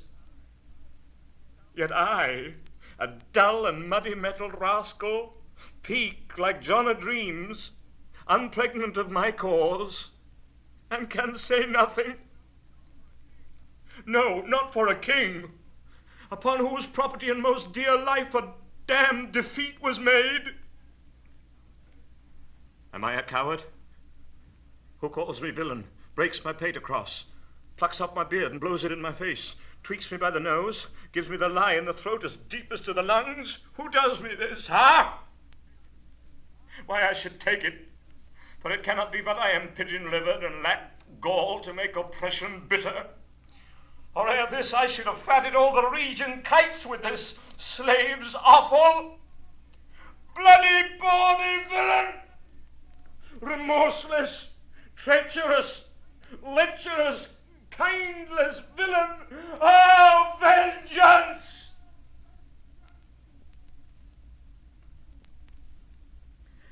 Why, what an ass am I? Aye, sure, this is most brave. That I, the son of a dear father, murdered, prompted to my revenge by heaven and hell, must like a whore unpack my heart with words and fall a-cursing like a very drab a scullion. Fire punt. Ah! About my brain. I have heard that guilty creatures, sitting at a play, have by the very cunning of the scene been struck so to the soul that presently they have proclaimed their malefactions. For murder, though it have no tongue, will speak with most miraculous organ. I'll have these players play something like the murder of my father before mine uncle. I'll observe his looks. I'll tempt him to the quick. If he but blench, I know my course. The spirit that I have seen may be the devil, and the devil hath power to assume a pleasing shape. Yea, and perhaps out of my weakness and my melancholy, as he is very potent with such spirits, abuses me to damn me. I'll have grounds more relative than this. The play's the thing, wherein I'll catch the conscience of the king. And can you, by no drift of circumstance, get from him why he puts on this confusion, grating so harshly all his days of quiet with turbulent and dangerous lunacy? He does confess he feels himself distracted, but from what cause he will by no means speak. Now do we find him forward to be sounded, but with a crafty madness keeps aloof, when we would bring him on to some confession of his true state? Did he receive you well? Most like a gentleman. But with much forcing of his disposition. Niggard of question, but of our demands most free in his reply. Did you essay him to any pastime? Madam, it so fell out that certain players we all wrought on the way, of these we told him, and that it's even him a kind of joy to hear of it. They are about the court, and as I think they have already ordered this night to play before him. It is most true, and he beseeched me to entreat your majesties to hear and see the matter. With all my heart, and it doth much content me to hear him so inclined. Good gentlemen, give him a further edge, and drive his purpose on to these delights. We shall, my lord. Sweet Gertrude, leave us too. For we have closely sent for Hamlet hither, that he, as 'twere by accident, may hear affront of Ophelia. Her father and myself, lawful espials, will so bestow ourselves, that seeing unseen, we may of their encounter frankly judge, and gather by him as he is behaved, if it be the affliction of his love or no, that thus he suffers for. I shall obey you. And for your part, Ophelia, I do wish that your good beauties be the happy cause of Hamlet's wildness. So shall I hope your virtues will bring him to his wonted way again, to both your honours. Madam, I wish it may. Ophelia, walk you here. Gracious, so please you, we will bestow ourselves. Read on this book. The show of such an exercise may colour your loneliness. We are oft to blame in this. 'Tis too much proved that with devotion's visage and pious action we do sugar o'er the devil himself. Oh, 'tis too true. How smart a lash that speech doth give my conscience. The harlot's cheek, beautied with plastering art, is not more ugly to the thing that helps it than is my deed to my most painted word. Oh, heavy burden. I hear him coming. Let's withdraw, my lord.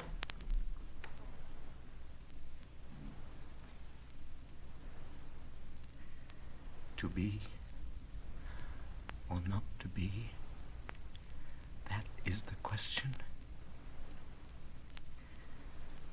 Whether 'tis nobler in the mind to suffer the slings and arrows of outrageous fortune, or to take arms against a sea of troubles, and by opposing end them. To die, to sleep, no more.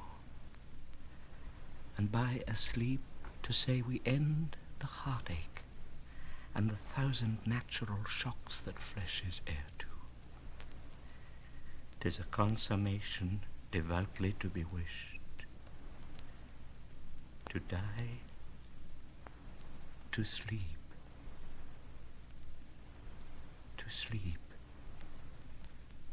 perchance to dream. Aye, there's the rub. For in that sleep of death, what dreams may come when we have shuffled off this mortal coil must give us pause. There's the respect that makes calamity of so long life.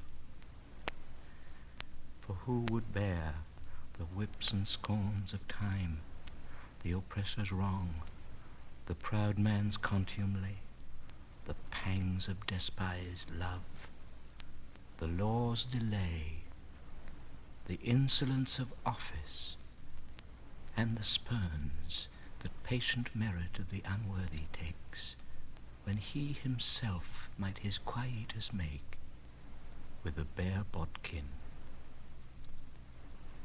Who would fardels bear to grunt and sweat under a weary life, but that the dread of something after death, the undiscovered country, from whose bourne no traveller returns, puzzles the will, and makes us rather bear those ills we have, than fly to others that we know not of. Thus conscience does make cowards of us all, and thus the native hue of resolution is sicklied o'er with the pale cast of thought, and enterprises of great pitch and moment with this regard their currents turn awry, and lose the name of action. Soft you now, the fair Ophelia. Nymph, in thy orisons be all my sins remembered. Good my lord, how does your honour for this many a day? I humbly thank you. Well, well, well. My lord, I have remembrances of yours that I have longed long to redeliver. I pray you now, receive them. No, I never gave you aught. My honoured lord, I know right well you did. And with them words of so sweet breath composed as made the things more rich. Their perfume left, take these again. For to the noble mind, rich gifts wax poor when givers prove unkind. There, my lord. Are you honest? My lord. Are you fair? What means your lordship? That if you be honest and fair, your honesty should admit no discourse to your beauty. Could beauty, my lord, have better commerce than with honesty? Aye, truly. For the power of beauty will sooner transform honesty from what it is to a bawd than the force of honesty can translate beauty into his likeness. This was sometime a paradox, but now the time gives it proof. I did love you once. Indeed, my lord, you made me believe so. You should not have believed me, for virtue cannot so inoculate our old stock but we shall relish of it. I loved you not. I was the more deceived. Get thee to a nunnery. Why wouldst thou be a breeder of sinners? I am myself indifferent honest, but yet I could accuse me of such things it were better my mother had not borne me. I am very proud, revengeful, ambitious, with more offences at my beck than I have thoughts to put them in, imagination to give them shape, or time to act them in. What should such fellows as I do, crawling between heaven and earth? We are arrant knaves, all, believe, none of us. Go thy ways to a nunnery. Where is your father? At home, my lord. Let the doors be shut upon him, that he may play the fool nowhere but in his own house. Farewell. Oh, help him, you sweet heavens. If thou dost marry, I'll give thee this plague for thy dowry. Be thou as chaste as ice, as pure as snow, thou shalt not escape calumny. Get thee to a nunnery, go, farewell. Or if thou wilt needs marry, marry a fool, for wise men know well enough what monsters you make of them. To a nunnery go, and quickly too. Farewell! Oh, heavenly powers, restore him. I've heard of your paintings too well enough. God hath given you one face, and you make yourselves another. You jig, you amble, and you lisp. You nickname God's creatures, and make your wantonness your ignorance. Go to her no more on. It hath made me mad. I say there will be no more marriages. Those that are married already, all but one, shall live. The rest shall keep as they are. To a nunnery! Go! Oh, what a noble mind is here o'erthrown. The courtiers, soldiers, scholars, eye, tongue, sword. The expectancy and rose of the fair state, the glass of fashion and the mould of form. The observed of all observers, quite down. And I of ladies most dejected and wretched, that suck the honey of his music vows. Now see that noble and most sovereign reason, like sweet bells jangled out of tune and harsh, that unmatched form and feature of blown youth, blasted with ecstasy. Oh, woe is me, to have seen what I have seen. See what I see. Love? His affections do not that way tend, nor what he spake, though it lacked form a little, was not like madness. There's something in his soul, o'er which his melancholy sits on brood, and I do doubt the hatch and the disclose will be some danger, which for to prevent, I having quick determination thus set it down. He shall with speed to England for the demand of our neglected tribute. Haply the seas and countries different, with variable objects, shall expel this something settled matter in his heart, whereon his brain still beating puts him thus from fashion of himself. What think you on't? It shall do well. But yet I do believe the origin and commencement of his grief sprung from neglected love. How now, Ophelia? You need not tell us what Lord Hamlet said. We heard it all. My lord, do as you please, but if you hold it fit, after the play, let his queen mother all alone entreat him to show his grief. Let her be round with him, and I'll be placed, so please you, in the ear of all their conference. If she find him not, to England send him, or confine him where your wisdom best shall think. It shall be so. Madness in great ones must not unwatched go.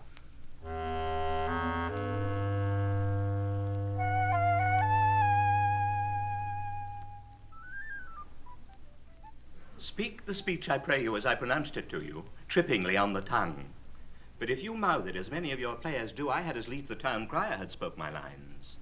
Nor do not saw the air too much with your hand thus, but use all gently. For in the very torrent, tempest, and as I may say, whirlwind of passion, you must acquire and beget a temperance that may give it smoothness. Oh, it offends me to the soul to hear a robustious, periwig-pated fellow tear a passion to tatters, to very rags, to split the ears of the groundlings, who for the most part are capable of nothing but inexplicable dumb shows and noise. I would have such a fellow whipped for all doing termagant. It out Herod's Herod. Pray you avoid it. I warrant, your honour. Be not too tame neither, but let your own discretion be your tutor. Suit the action to the word to the action, with this special observance, that you o'erstep not the modesty of nature, for anything so overdone is from the purpose of playing, whose end, both at the first and now, was and is to hold, as 'twere, the mirror up to nature, to show virtue her own feature, scorn her own image, and the very age and body of the time his form and pressure. Now this overdone, or come tardy off, though it make the unskilful laugh, cannot but make the judicious grieve, the censure of the which one must in your allowance outweigh a whole theatre of others. Oh, there be players that I have heard play, and heard others praise, and that highly, not to speak it profanely, that neither having the accent of Christians, nor the gait of Christian pagan nor man, have so strutted and bellowed that I have thought some of nature's journeymen had made men, and not made them well, they imitated humanity so abominably. I hope we have reformed that indifferently with us. Oh, reform it altogether. And let those that play your clowns speak no more than is set down for them. For there be of them that'll make themselves laugh, to set on some quantity of barren spectators to laugh too, though in the meantime some necessary question of the play be then to be considered. That's villainous, and shows a most pitiful ambition in the fool that uses it. Go make you ready. My lord. How now, my lord, will the king hear this piece of work? And the queen too, and that's presently. Let the players make haste. Will you two help to hasten them? We will, my lord. What ho! Horatio! Here, sweet lord, at your service. Horatio, thou art e'en as just a man as e'er my conversation coped withal. Oh, my dear lord. Nay, do not think I flatter. For what advancement may I hope from thee, that no revenue hast but thy good spirits to feed and clothe thee? Why should the poor be flattered? No. Let the candid tongue lick absurd pomp, and crook the pregnant hinges of the knee, where thrift may follow, fawning.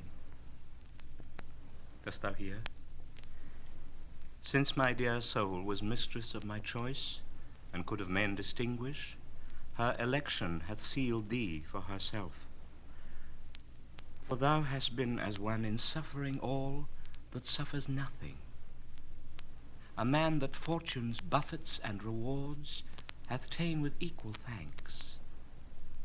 And blessed are those whose blood and judgment are so well commingled that they are not a pipe for fortune's finger to sound what stop she please. Give me that man that is not passion's slave, and I will wear him in my heart's core, I in my heart of heart, as I do thee. Something too much of this. There is a play tonight before the king.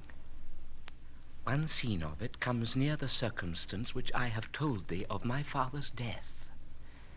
I pray thee, when thou seest that act afoot, even with the very comment of thy soul, observe mine uncle. If his occulted guilt do not itself unkennel in one speech, it is a damned ghost that we have seen, and my imaginations are as foul as Vulcan's stithy.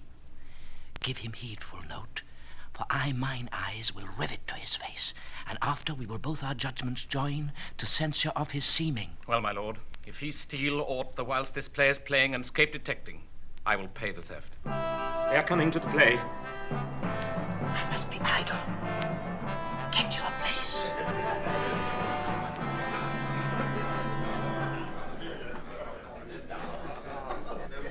How fares our cousin Hamlet? Excellent. The faith of the chameleon's dish. I eat the air, promise crammed. You cannot feed capon so. I have nothing with this answer, Hamlet. These words are not mine. No, not mine now. My lord, you played once in the university, you say? That I did, my lord, and was accounted a good actor. What did you enact? I did enact Julius Caesar. I was killed in the Capitol. Brutus killed me. It was a brute part of him to kill so capital a calf there. Be the players ready? Aye, my lord, they stay upon your patience. Come hither, my good Hamlet. Sit by me. No, good mother. Here's metal more attractive. You mark that. Lady, shall I lie in your lap? No, my lord. I mean my head upon your lap. Aye, my lord. Do you think I meant country matters? I think nothing, my lord. That's a fair thought to lie between maids' legs. What is, my lord? Nothing. You are merry, my lord. Oh, I? Aye, my lord. Oh, God, you're only a jig maker. What should a man do but be merry? For look you how cheerfully my mother looks, and my father died within 2 hours. Nay, it is twice 2 months, my lord. So long? Nay, then let the devil wear black, for I'll have a suit of sables. Oh, heavens! Died 2 months ago, and not forgotten yet. Then there's hope a great man's memory may outlive his life half a year. But by a lady, he must build churches then, or else he shall suffer not thinking on. With the hobby horse, whose epitaph is for oh, the hobby horse is forgot.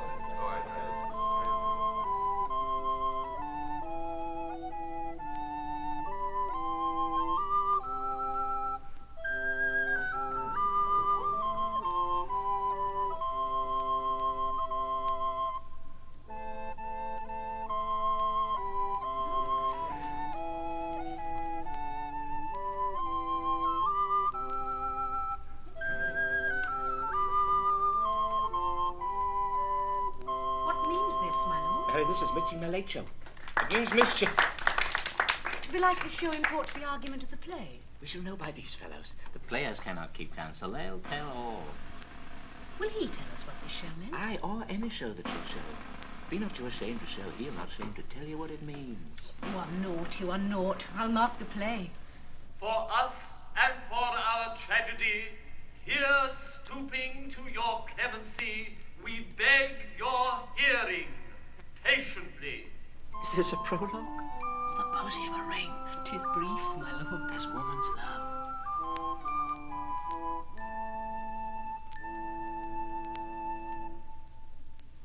Full 30 times hath Phoebus' cart gone round Neptune's salt wash and Tellus' orbed ground, and 30 dozen moons with borrowed sheen about the world hath times 1230s been, since love our hearts and hymen did our hands unite commutual in most sacred bands. So many journeys may the sun and moon make us again count o'er ere love be done. But woe is me, you are so sick of late, so far from cheer and from your former state, that I distrust you. Yet though I discomfort you, my lord, it nothing must. For women's fear and love holds quantity in neither aught or in extremity. Now what my love is, proof hath made you know, and as my love is sized, my fear is so. Where love is great, the littlest doubts are feared. Where little fears grow great, great love grows there. Faith, I must leave thee, love, and shortly too. My operant powers their functions leave to do. And thou shalt live in this fair world behind, honored, beloved, and haply one as kind for husband shalt thou. Oh, confound the rest. Such love must needs be treason in my breast. In second husband let me be accursed. None wed the second, but who killed the first. Wormwood, wormwood. The instances that second marriage move are base respects of thrift, but none of love. A second time I kill my husband dead, when second husband kisses me in bed. I do believe you think what now you speak, but what we do determine oft we break. Purpose is but the slave to memory of violent birth, but poor validity, which now like fruit unripe sticks on the tree, but fall unshaken when they mellow be. Most necessary 'tis that we forget to pay ourselves what to ourselves is debt. What to ourselves in passion we propose, the passion ending, doth the purpose lose. The violence of either grief or joy their own enactures with themselves destroy. Where joy most revels, grief doth most lament. Grief joys, joy grieves on slender accident. This world is not for aye, nor 'tis not strange that even our love should with our fortunes change. What is a question left us yet to prove, whether love lead fortune, or else fortune love. The great man down, you mark his favorite flies. The poor advanced makes friends of enemies, and hitherto doth love on fortune tend. For who not needs shall never lack a friend. And who in want a hollow friend doth try, directly seasons him his enemy. But orderly to end where I begun, our wills and fates do so contrary run, that our devices still are overthrown. Our thoughts are ours, their end none of our own. So think thou wilt no second husband wed, but die thy thoughts when thy first lord is dead. Nor earth to me give food, nor heaven light. Sport and repose lock from me day and night. To desperation turn my trust and hope, and anchor's cheer imprison me my scope. Each opposite that blanks the face of joy, meet what I would have well, and it destroy. Both here and hence pursue me lasting strife. If once a widow, ever I be wife. If she should break it now. 'Tis deeply sworn. Sweet, leave me here a while, my spirits grow dull, and fain I would beguile the tedious day with sleep. Sleep, rock thy brain, and never come mischance between us twain. Madam, how like you this play? The lady doth protest too much, methinks. Oh, but she'll keep her word. Have you heard the argument? Is there no offence in it? No, they do but jest. Poison in jest. No offence in the world. What do you call the play? The Mousetrap. Marry how? Tropically. The play is the image of a murder done in Vienna. Gonzago is the Duke's name, his wife Baptista. You shall see anon. 'Tis a knavish piece of work, but what of that? Your Majesty and we that are free souls, it touches us not. Let the gold jade wince. Our withers are unwrung. This is one Lucianus, nephew to the king. You are a good chorus, my lord. I could interpret between you and your love if I could see the puppets dallying. You are keen, my lord, you are keen. It would cost you a groaning to take off my edge. Do better and worse. So you must take husbands. Begin, murderer. Fox, leave thy damnable faces and begin. Come, the croaking raven doth bellow for revenge. Thoughts black, hands apt, drugs fit and time agreeing. Confederate season, else no creature seeing. Thou mixture rank of midnight weeds collected, with Hecate's ban, thrice blasted, thrice infected, thy natural magic and dire property on wholesome life usurp immediately.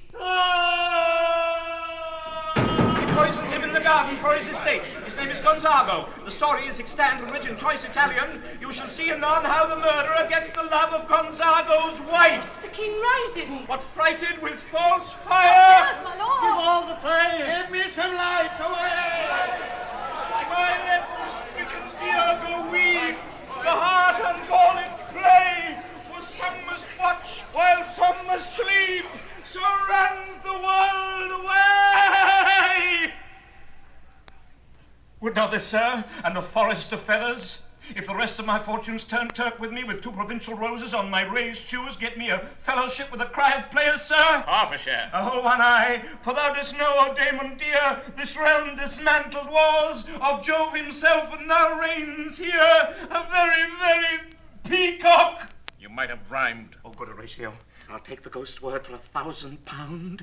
Didst perceive? Very well, my Upon lord. the talk of the poisoning? I did very well note it. My lord? Come, some music. Come the recorders. For if the king like not the comedy, why then belike he likes it not, pardie. Come, some music. Good my lord, Vouchsafe me a word with you. Sir, a whole history. The king, sir. I say, what of him? He's in his retirement, marvellous distemper. With drink, sir? No, my lord, rather with choler. Your wisdom should show itself more rigid to signify this to his doctor.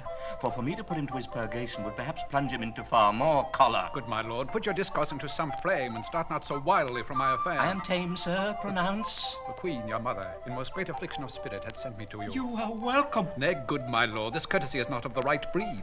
If it shall please you to make me a wholesome answer, I will do your mother's commandment. If not, your pardon and my return shall be the end of my business. Sir, I cannot. What, my lord? Make you a wholesome answer. My wit's diseased. But, sir, such answer as I can make you shall command, or rather, as you say, my mother, therefore no more. But to the matter, my mother, you say... And thus she says, your behaviour hath struck her into amazement and admiration. Oh, wonderful son that can so astonish a mother. But is there no sequel at the heels of this mother's admiration? She desires to speak with you in her closet ere you go to bed. We shall obey were she 10 times our mother. Have you any further trade with us? My lord, you once did love me. So I do still by these pickers and stealers. Good, my lord, what is the cause of your distemper? You do surely bar the door of your own liberty if you deny your griefs to your friend. Sir, I lack advancement. How can that be when you have the voice of the king himself for your succession in Denmark? Aye, but while the grass grows, the proverb is something musty. The recorder, let me see, to withdraw with you, sir.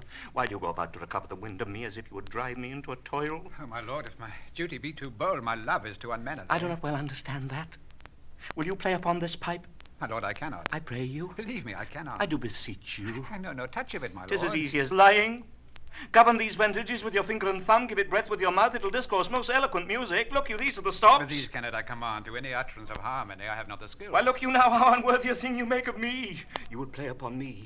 You would seem to know my stops. You would pluck out the heart of my mystery. You would sound me from my lowest note to the top of my compass. And there is much music, excellent voice in this little organ, yet cannot you make it speak? Why do you think I am easier to be played upon than a pipe? Call me what instrument you will, though you can fret me, you cannot play upon me. God bless you, sir. My lord, the queen would speak with you, and presently.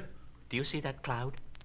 That's almost in shape of a camel? By the mess, and it's like a camel indeed. Methinks it's like a weasel. It is backed like a weasel. Or like a whale. Very like a whale. Then I will come to my mother by and by. They fool me to the top of my bent. I will come by and by. I will say so. By and by is easily said. Leave me, friends.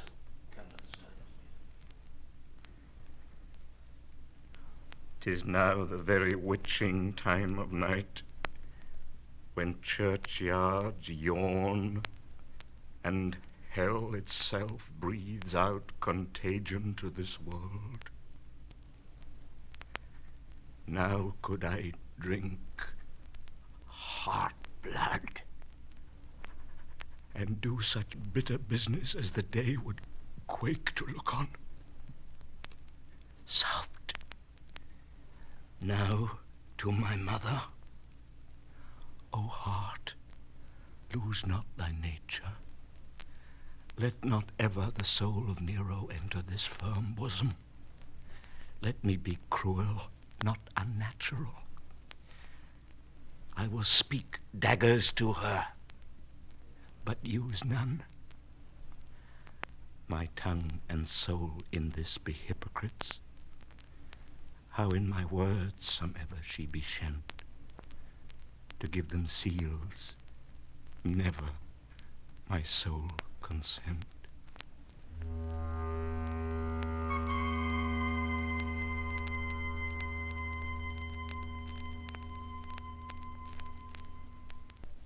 I like him not, nor stands it safe with us to let his madness range. Therefore prepare you. I your commission will forthwith dispatch, and he to England shall along with you. The terms of our estate may not endure hazard so dangerous as doth hourly grow out of his lunacies. We will ourselves provide. Most holy and religious fear it is to keep those many bodies safe that live and feed upon your majesty. The single and peculiar life is bound with all the strength and armour of the mind to keep itself from annoyance, but much more that spirit upon whose weal depends and rests the lives of many. The cease of majesty dies not alone, but like a gulf doth draw what's near it with it. It is a massy wheel fixed on the summit of the highest mount, to whose huge spokes 10,000 lesser things are mortised and adjoined, which when it falls, each small annexment, petty consequence, attends the boisterous ruin.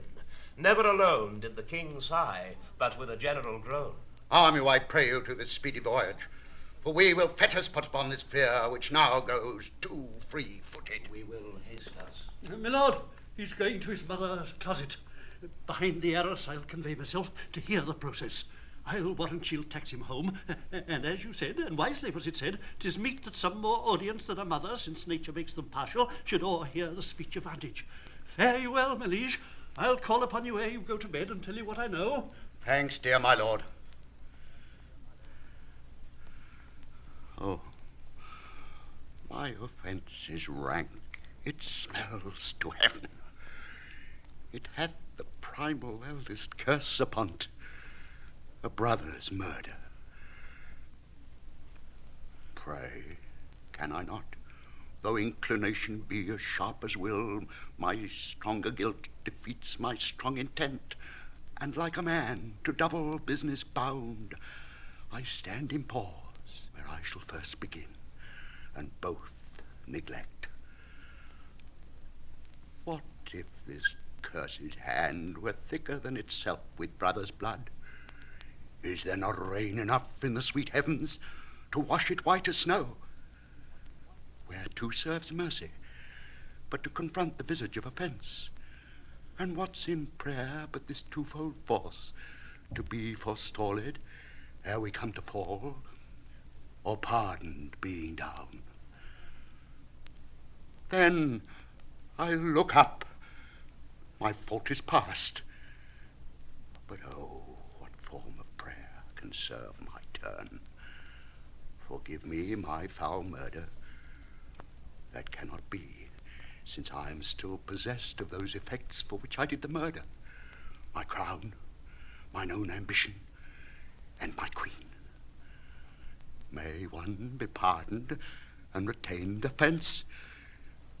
In the corrupted currents of this world, offence's gilded hand may shove by justice, and oft is seen the wicked prize itself buys out the law. But 'tis not so above. There is no shuffling.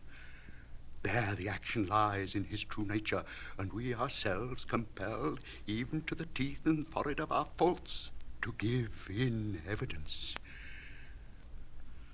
What then? What rests? Try what repentance can. What can it not? Yet what can it when one cannot repent? Oh, wretched state! Oh, bosom black as death! Oh, limed soul that, struggling to be free, art more engaged! Help, angels! Make essay. Bow stubborn knees and heart with strings of steel. Be soft as sinews of the newborn babe. All may be well. Now might I do it? Pat. Now he is praying. And now I'll do it. And so he goes to heaven. And so am I revenged. That would be scanned. A villain kills my father, and for that I, his sole son, do this same villain send to heaven. Oh, this is hire and salary, not revenge.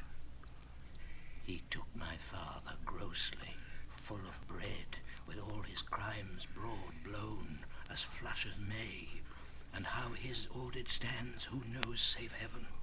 But in our circumstance and course of thought, 'tis heavy with him.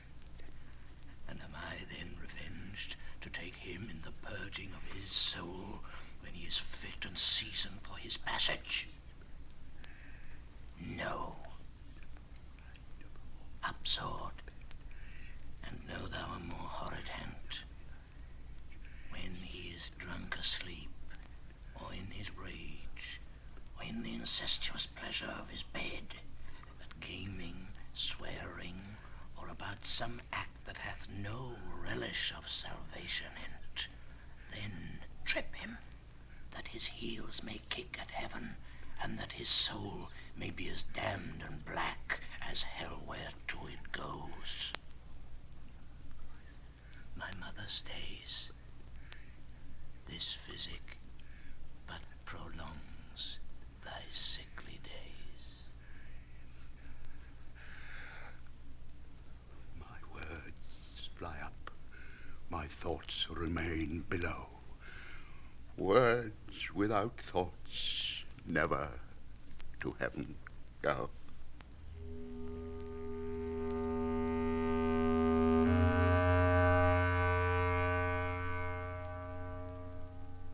He will come straight. Look you, lay home to him.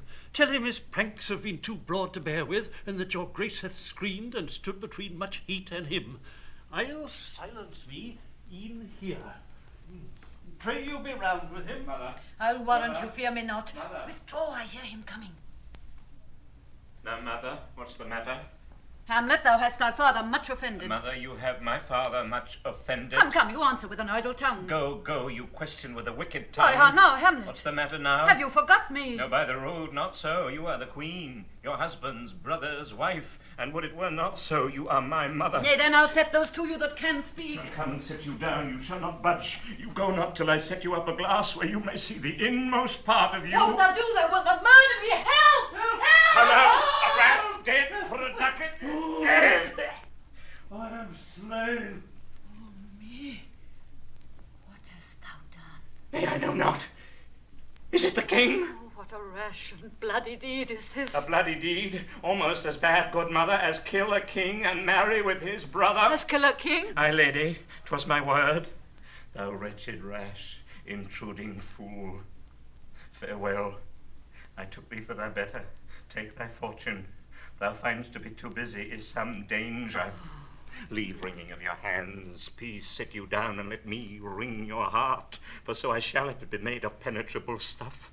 If damned custom have not brassed it so that it be proof and bulwark against sense. What have I done that thou darest wag thy tongue in noise so rude against me? Such an act that blurs the grace and blush of modesty, calls virtue hypocrite, takes off the rose from the fair forehead of an innocent love and sets a blister there, makes marriage vows as false as dice as oaths.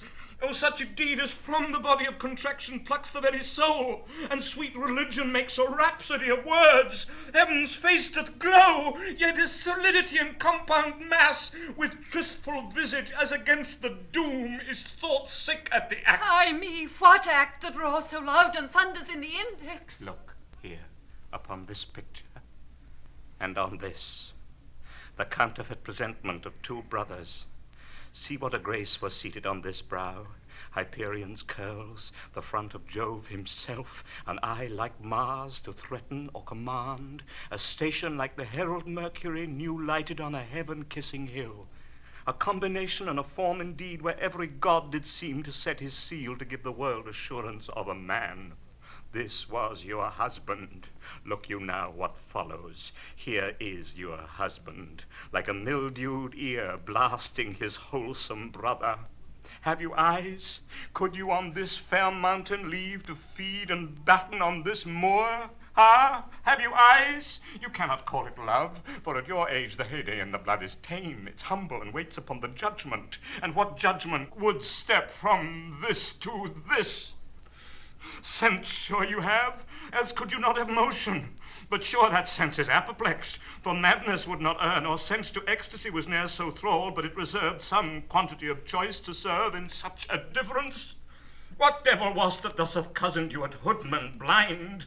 Eyes without feeling, feeling without sight, ears without hands or eyes, smelling sans all. Oh, but a sickly part of one true sense could not so mope. Oh, shame, where is thy blush? Rebellious hell, if thou canst mute it in a matron's bones, to flaming youth let virtue be as wax and melt in her own fire, proclaim no shame when the compulsive ardor gives the charge, since frost itself as actively doth burn as reason panders will. Oh, Hamlet, speak no more. Thou turn'st mine eyes into my very soul.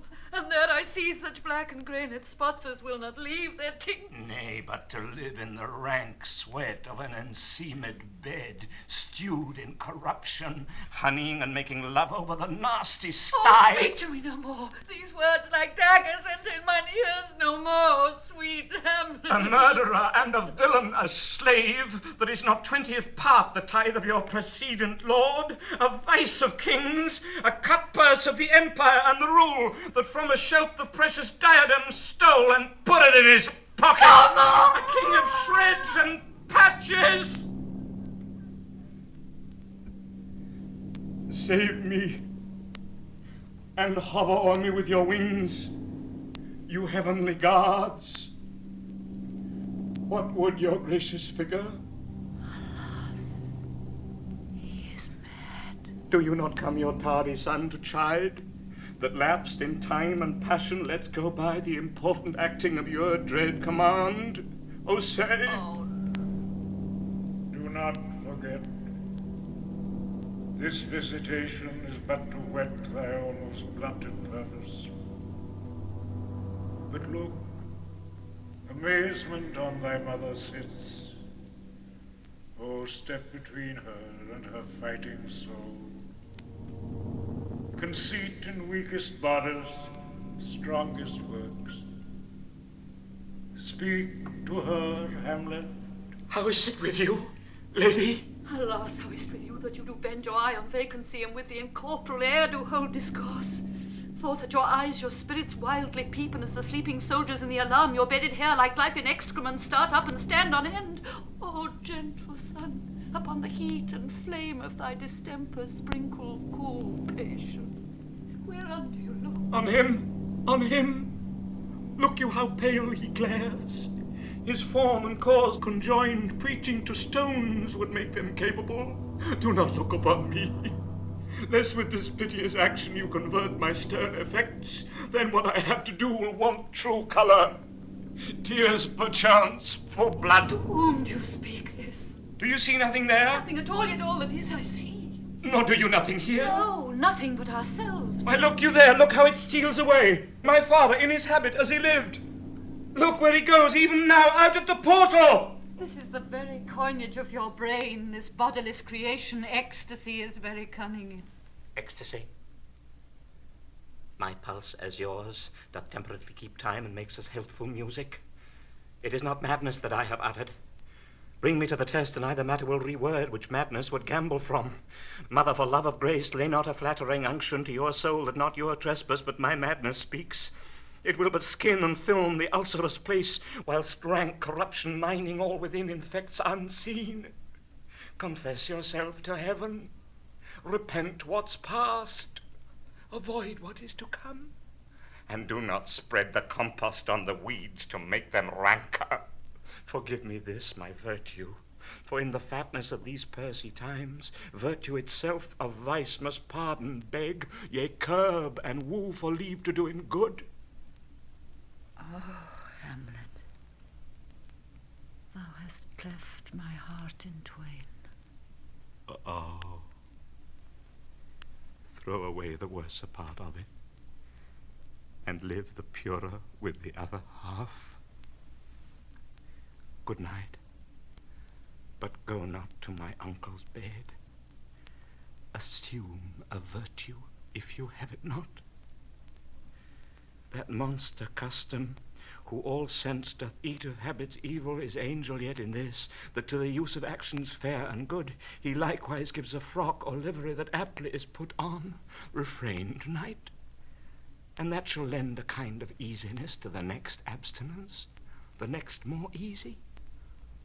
For use almost can change the stamp of nature, and either quell the devil or throw him out with wondrous potency. Once more, good night.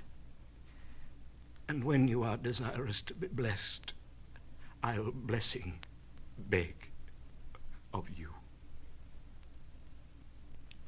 For this same Lord I do repent, but heaven hath pleased it so, to punish me with this and this with me, that I must be their scourge and minister. I will bestow him, and will answer well the death I gave him. So, again, good night. I must be cruel, only to be kind. Thus bad begins, and worse remains behind. One word more, good lady. What shall I do? Not this, by no means, that I bid you do. Let the bloat king tempt you again to bed. Pinch wanton on your cheek, call you his mouse, and let him for a pair of reachy kisses or paddling in your neck with his damned fingers make you to ravel all this matter out, that I essentially am not in madness, but mad in craft. 'Twere good you let him know. For who that's but a queen, fair, sober, wise, would from a paddock, from a bat, a jib, such dear concernings hide? Who would do so? No, in despite of sense and secrecy, unpeg the basket on the house's top, let the birds fly, and like the famous ape, to try conclusions in the basket creep, and break your own neck down. Be thou assured, may words be made of breath and breath of life. I have no life to breathe what thou hast said to me. I must to England. You know that? Alack, I had forgot 'tis so concluded on. There's letters sealed, and my 2 schoolfellows, whom I will trust as I will adders fanged, they bear the mandate. They must sweep my way and marshal me to knavery. Let it work. For 'tis the sport to have the engineer hoist with his own petard, and shall go hard, but I will delve 1 yard below their minds and blow them at the moon. Oh, 'tis most sweet when in one line 2 crafts directly meet. This man shall set me packing. I'll lug the guts into the naval room. Mother, good night. Indeed, this counselor is now most still, most secret, and most grave, that was in life a foolish, prating knave. Come, sir, to draw toward an end with you. Good night, Mother.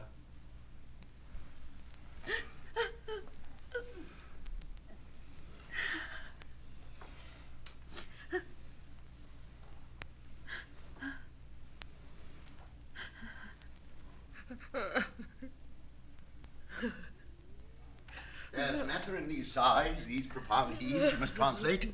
'Tis fit we understand them. Where's your son? Oh, mine own lord, what have I seen tonight? What, Gertrude? How does Hamlet? Mad as the seas and wind when both contend, which is the mightier. In his lawless fit behind the arras, hearing something stir, whips out his rapier, cries a rat, and in this brainish apprehension kills the unseen good old man. Oh, heavy deed. It had been so with us had we been there. His liberty is full of threats to all, to you yourself, to us, to everyone. Alas, how shall this bloody deed be answered? It will be laid to us, whose providence should have kept short, restrained, and out of haunt this mad young man. But so much was our love, we would not understand what was most fit, but like the owner of a foul disease, to keep it from divulging, lets it feed, even on the pith of life. Where's he gone?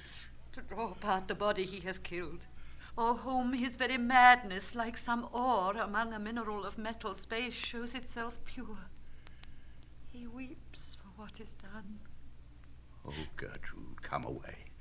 The sun no sooner shall the mountains touch, but we will ship him hence. And this vile deed we must, with all our majesty and skill, both countenance and excuse. Ho, Guildenstern. My lord? Friends both, go join you with some further aid.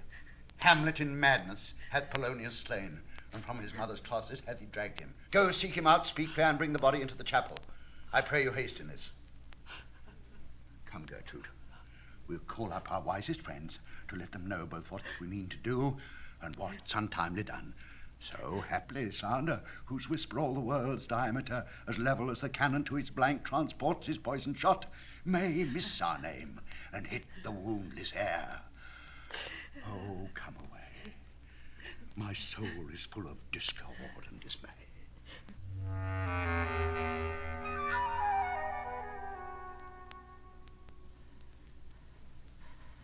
Safely stowed. Hamlet! Hamlet! What, Hamlet? What noise? Hamlet! Who calls on Hamlet? Here they come. What have you done, my lord, with the dead body? Compounded it with dust. Whereto 'tis kin. Tell us where 'tis that we may take it thence and bear it to the chapel. Do not believe it.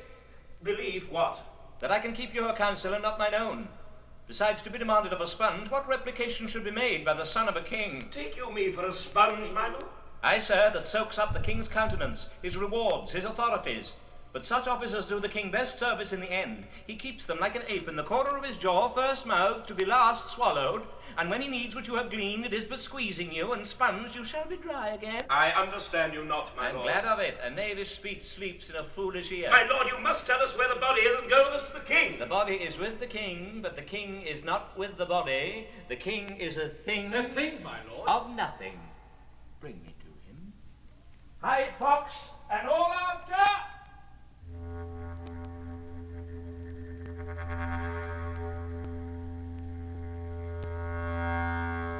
I have sent to seek him and to find the body.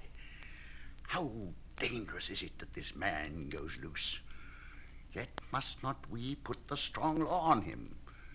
He is loved of the distracted multitude who like not in their judgment but their eyes. And where 'tis so, the offender's scourge is weighed, but never the offence. To bear all smooth and even, in the sudden sending him away must seem deliberate pause. Disease's desperate groan by desperate appliance are relieved, or not at all. How now, what hath befallen? Where the dead body is bestowed, my lord, we cannot get from him. But where is he? Without, my lord, guarded to know your pleasure. Bring him before us. Ho, Guildenstern, bring in my lord. Now, Hamlet, where's Polonius? At supper. At supper where? Not where he eats, but where he is eaten. A certain convocation of politic worms are e'en at him. Your worm is your only emperor for diet. We fat all creatures else to fat us, and we fat ourselves for maggots. Your fat king and your lean beggar is but variable service, 2 dishes but to 1 table. That's the end. Alas, alas. A man may fish with the worm that hath eat of a king, and eat of the fish that hath fed of that worm. What dost thou mean by this? Nothing, but to show you how a king may go a progress through the guts of a beggar. Where is Polonius? In heaven. Send thither to see. If your messenger find him not there, seek him in the other place yourself. But indeed, if you find him not within this month, you shall nose him as you go upstairs into the lobby. Go seek him there. He will stay till he come.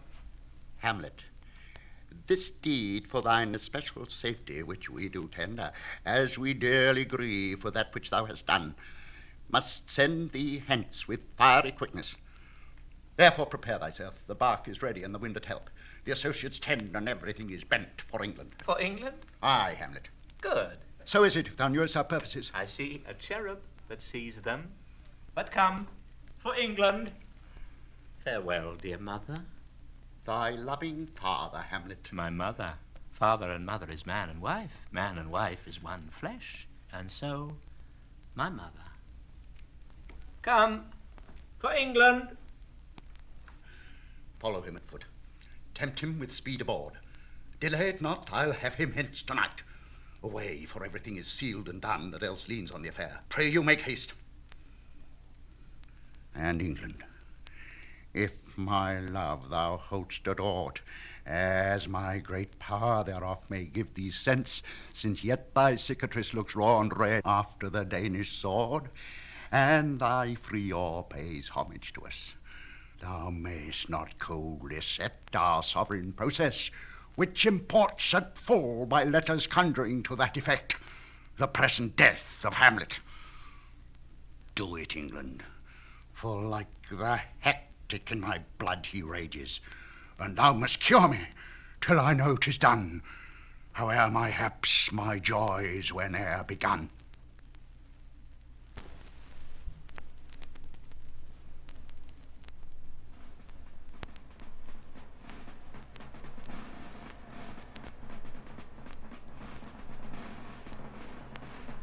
Go, Captain. From me greet the Danish king. Tell him that by his license, Fortinbras craves the conveyance of a promised march over his kingdom. You know the rendezvous. If that his majesty would aught with us, we shall express our duty in his eye, and let him know so. I will do it, my lord. Go softly on.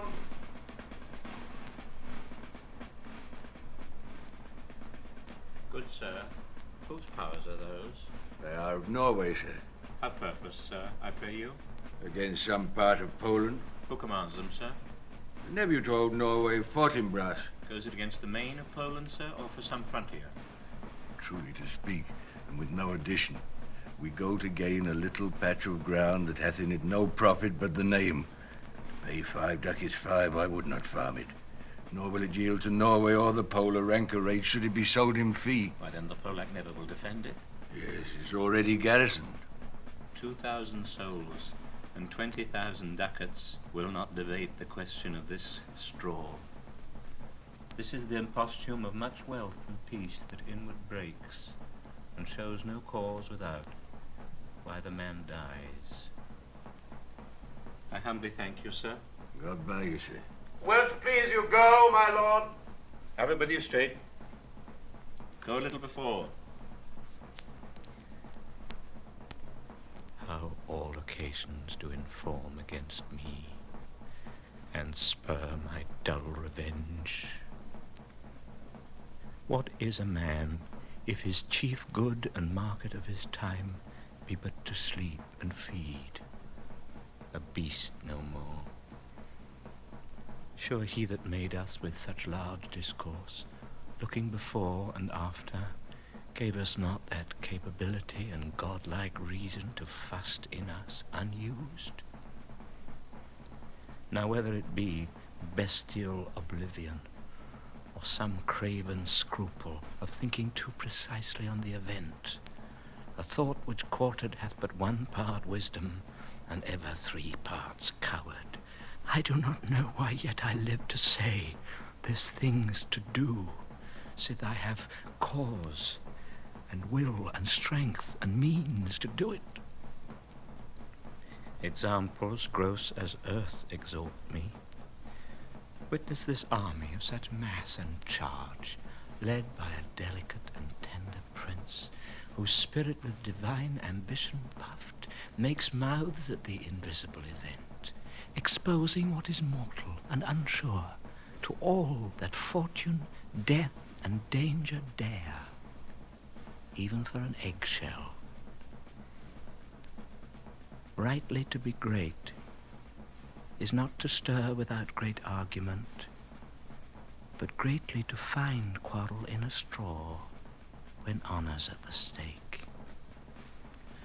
How stand I then, that have a father killed, a mother stained, excitements of my reason and my blood, and let all sleep, while to my shame I see the imminent death of 20,000 men, that for a fantasy and trick of fame go to their graves like beds, fight for a plot where on the numbers cannot try the cause, which is not tomb enough and continent to hide the slain. Oh, from this time forth, my thoughts be bloody, or be nothing worth.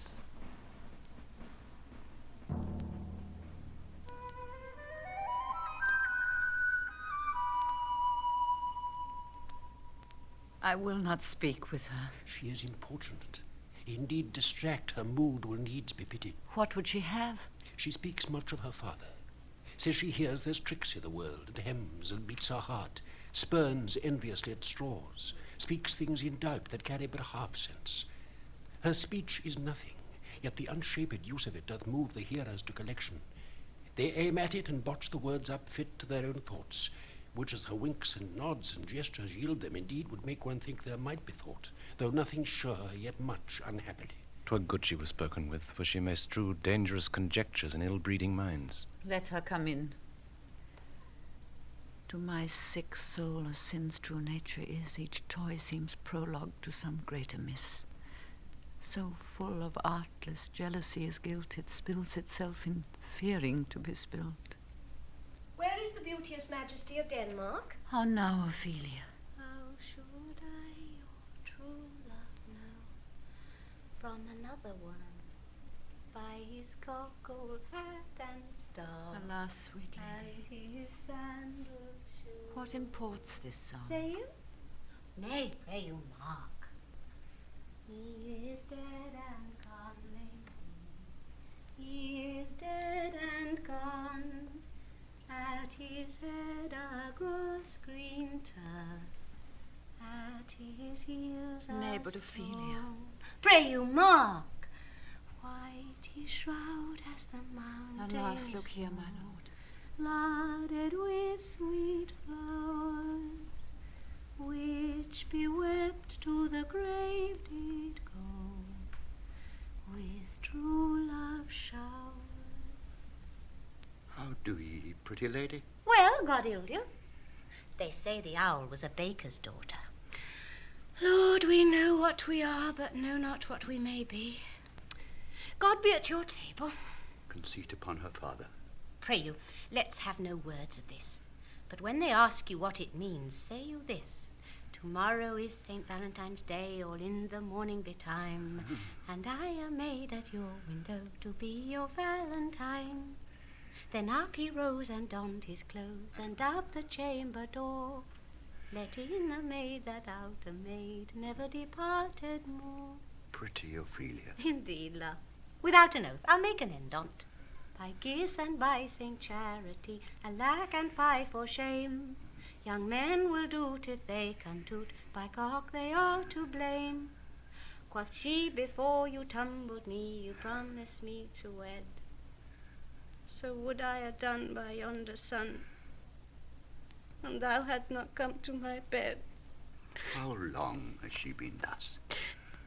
I hope all will be well. We must be patient, but I cannot choose but weep to think they should lay him in the cold ground. My brother shall know of it, and so I thank you for your good counsel. Come, my coach. Good night, ladies. Good night, sweet ladies. Good night. Good night. Follow her close. Give her good watch, I pray you. My lord. Oh, this is the poison of deep grief. It springs all from her father's death. Oh, Gertrude, Gertrude, when sorrows come, they come not single spies, but in battalions.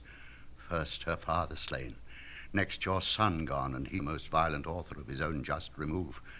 The people muddied, thick and unwholesome in their thoughts and whispers for good Polonius' death, and we have done but greenly in hugger-mugger to inter him. Poor Ophelia, divided from herself and her fair judgment, without the which we are pictures or mere beasts.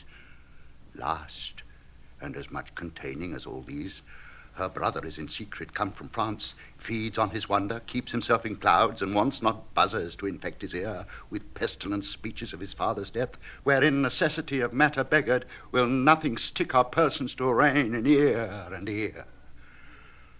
Oh, my dear Gertrude, this, like to a murdering peace in many places, gives me superfluous death.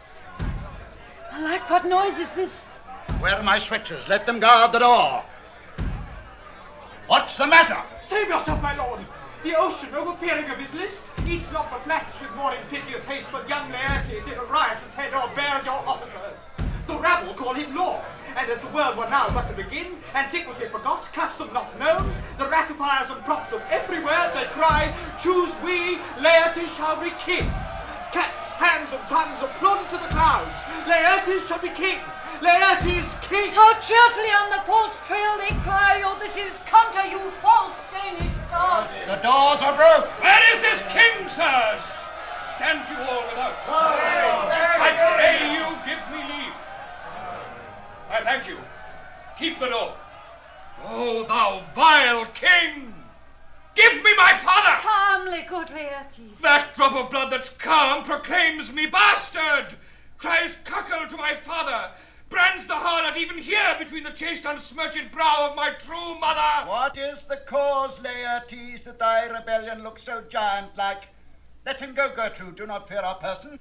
As such divinity doth hedge a king, that treason can but peep to what it would, acts little of his will. Tell me, Laertes, why thou art thus incensed. Let him go, Gertrude. Speak, man. Where is my father? Dead. But not by him. Let him demand his fill. How came he dead? I'll not be juggled with. To hell allegiance, vows to the blackest devil, conscience and grace to the profoundest pit. I dare damnation.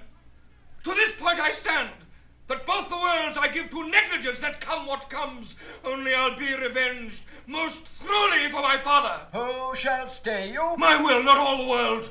And for my means I'll husband them so well, they shall go far with little. Good Laertes, if you desire to know the certainty of your dear father's death, is strict in your revenge, that swoop stake you will draw both friend and foe, winner and loser? None but his enemies. Will you know them then? To his good friends thus wide I'll ope my arms, and like the kind life-rendering pelican, repast them with my blood. Why, now you speak like a good child and a true gentleman, that I am guiltless of your father's death, and am most sensibly in grief for it. It shall as level to your judgment peer as day does to your eye. Hannah, what noise is that?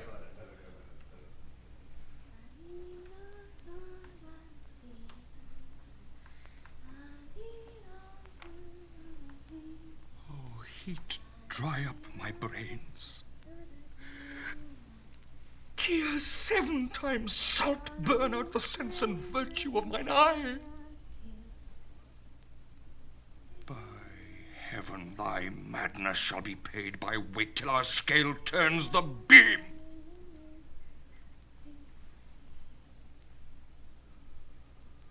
Oh, Rose of May, dear maid, kind sister, sweet Ophelia. Oh, heavens, is it possible a young maid's wit should be as mortal as an old man's life?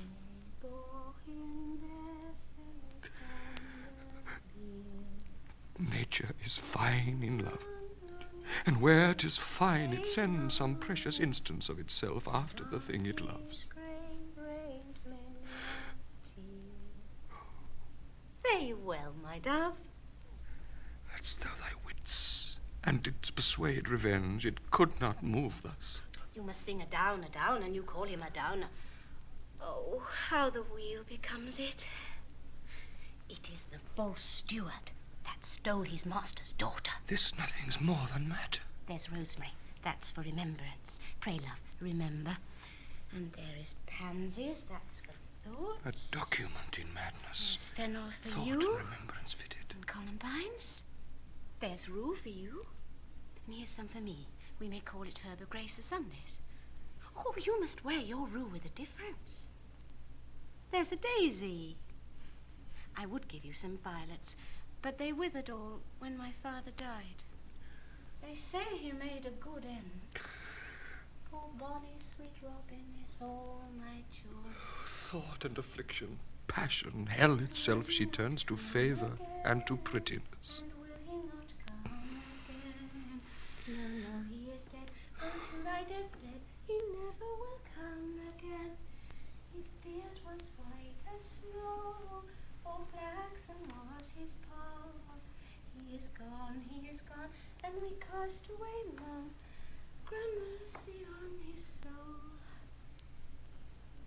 And of all Christian souls I pray God. God by you. Do you see this, O God? Laertes, I must commune with your grief, for you deny me right. Go but apart. Make choice of whom your wisest friends you will, and they shall hear and judge twixt you and me. If by direct or by collateral hand they find us touched, we will our kingdom give, our crown, our life, and all that we call ours to you in satisfaction. But if not, be you content to lend your patience to us, and we shall jointly labour with your soul to give it due content. Let this be so. His means of death, his obscure burial. No trophy, sword, nor hatchment o'er his bones. No noble right, nor formal ostentation cry to be heard as 'twere from heaven to earth. That I must call in question. So you shall. And where the offence is, let the great axe fall. I pray you, go with me.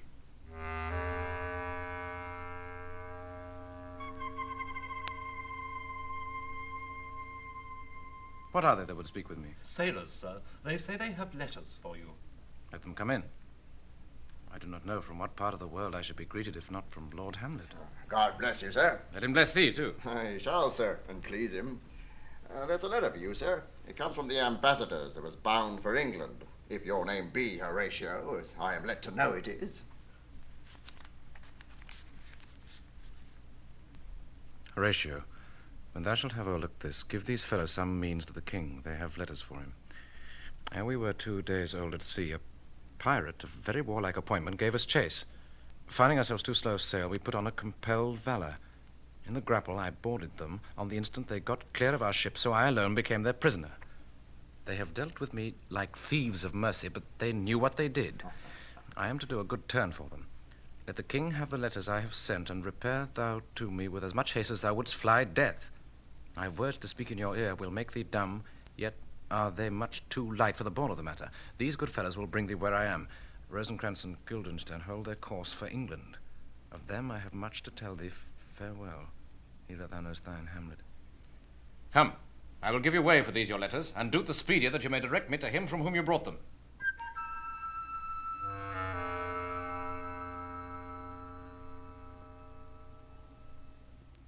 Now must your conscience my acquittance seal, and you must put me in your heart for friend, sith you have heard, and with a knowing ear, that he which hath your noble father slain pursued my life. It well appears. But tell me why you proceeded not against these feats, so crimeful and so capital in nature, as by your safety, wisdom, all things else you mainly were stirred up. Oh, for 2 special reasons, which may to you perhaps seem much unsinewed, and yet to me they are strong. The queen, his mother, lives almost by his looks, and for myself, my virtue or my plague, be it either which, she is so conjunctive to my life and soul, that as the star moves not but in his sphere, I could not but by her. The other motive, why to a public count I might not go, is the great love the general gender bear him, who, dipping all his faults in their affection, would, like the spring that turneth wood to stone, convert his gyves to graces. So that my arrows, too slightly timbered for so loud a wind, would have reverted to my bow again, and not where I had aimed them. And so have I a noble father lost, a sister driven into desperate terms, whose worth, if praises may go back against or challenger and mount of all the age for her perfections, but my revenge will come. Break not your sleeps for that. You must not think that we are made of stuff so flat and dull that we can let our beard be shook with danger and think it pastime. You shortly shall hear more. I loved your father, and we love ourselves, and that I hope will teach you to imagine. How now, what news? Letters, my lord, from Hamlet. This to your majesty, this to the queen. From Hamlet? Who brought them? Sailors, my lord, they say. I saw them not. They were given to me by Claudio. He received them of him that brought them. Laertes, you shall hear them. Leave us. High and mighty, you shall know I am set naked on your kingdom. Tomorrow shall I beg leave to see your kingly eyes, when I shall, first asking your pardon thereunto, recount the occasions of my sudden and more strange return. Hamlet, what should this mean? Are all the rest come back, or is there some abuse, or no such thing? Know you the hand? 'Tis Hamlet's character, naked. And in a postscript here he says, alone. Can you advise me? I'm lost in it, my lord. But let him come. It warms the very sickness in my heart that I shall live and tell him to his teeth, thus didst thou. If it be so, Laertes, as how should it be so? How otherwise? Will you be ruled by me? If so, you'll not o'errule me to a peace. To thine own peace. If he be now returned, as checking at his voyage, and that he means no more to undertake it, I will work him to an exploit now ripe in my device, under the which he shall not choose but fall, and for his death no wind of blame shall breathe, but even his mother shall uncharge the practice and call it accident. My lord, I will be ruled. The rather if you could devise it so that I might be the organ. It falls right. You have been talked of since your travel much, and that in Hamlet's hearing, for a quality wherein they say you shine. Your sum of parts did not together pluck such envy from him as did that one, and that in my regard of the unworthiest siege. What part is that, my lord? A very riband in the cap of youth, yet needful too, for youth no less becomes the light and careless livery that it wears than settled age his sables and his weeds, importing health and greatness. Some 2 months hence, here was a gentleman of Normandy. I've seen myself and served against the French, and they can well on horseback. But this gallant had witchcraft in't. He grew into his seat, and to such wondrous doing brought his horse, as he had been incorpsed and demi-natured with the brave beast. So far he passed my thought, that I in forgery of shapes and tricks come short of what he did. A Norman, was it? A Norman. Upon my life, Lamond. The very same. I know him well. He is the brooch indeed, and gem of all the nation. He made confession of you, and gave you such a masterly report for art and exercise in your defence, and for your rapier most especially, that he cried out, 'Twould be a sight indeed if one could match you. The scrimmers of their nation, he swore, had neither motion, guard, nor eye, if you opposed them. Sir, this report of his did Hamlet so envenom with his envy, that he could nothing do but wish and beg your sudden coming o'er to play with him. Now, out of this... What out of this, my lord? Laertes, was your father dear to you, or are you like the painting of a sorrow, a face without a heart? I ask you this. Not that I think you did not love your father, but that I know love is begun by time, and that I see in passages of proof time qualifies the spark and fire of it. There lives within the very flame of love a kind of wick or snuff that will abate it, and nothing is at alike goodness still, for goodness growing to a pleurisy dies in his own too much. That we would do, we should do when we would, for this would changes, and hath abatements and delays as many as there are tongues, are hands, are accidents. And then this should is like a spendthrift sigh that hurts by easing. But to the quick of the ulcer. Hamlet comes back. What would you undertake to show yourself your father's son indeed, more than in words? To cut his throat i' the church. No place indeed should murder sanctuarize. Revenge should have no bounds. But good Laertes, will you do this? Keep close within your chamber. Hamlet return shall know you are come home. We'll put on those shall praise your excellence, and set a double varnish on the fame the Frenchman gave you. Bring you in fine together, and wager on your heads. He, being remiss, most generous, and free from all contriving, will not peruse the foils, so that with ease, or with a little shuffling, you may choose a sword unbaited, and in a pass of practice requite him for your father. I will do it. And for that purpose I'll anoint my sword. I bought an unction of a mountebank so mortal, that but dip a knife in it, where it draws blood, no cataplasm so rare, collected from all simples that have virtue under the moon, can save the thing from death that is but scratched withal. I'll touch my point with this contagion, that if I gall him slightly, it may be death. Let's further think of this. Weigh what convenience both of time and means may fit us to our shape. If this should fail, and that our drift look through our bad performance, 'twere better not essayed. Therefore, this project should have a back or second that might hold if this should blast in proof. Soft, let me see. We'll make a solemn wager on your cunnings. I have it.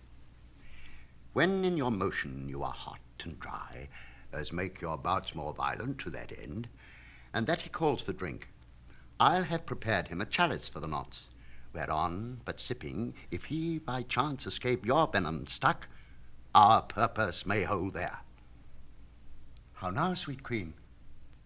One woe doth tread upon another's heel, so fast they follow. Your sister's drowned, Laertes. Drowned? Oh, where? There is a willow grows aslant the brook that shows his hoar leaves in the glassy stream. There with fantastic garlands did she come of crowflowers, nettles, daisies, and long purples, that liberal shepherds give a grosser name, but our cold maids do dead men's fingers call them. There on the pendant boughs her coronet weeds clambering to hang, an envious sliver broke, when down her weedy trophies and herself fell in the weeping brook. Her clothes spread wide, and mermaid like a while they bore her up, which time she chanted snatches of old tunes, as one incapable of her own distress, or like a creature native and endued unto that element. But long it could not be, till that her garments, heavy with their drink, pulled the poor wretch from her melodious lay to muddy death. Alas, then, she is drowned. Drowned. Drowned.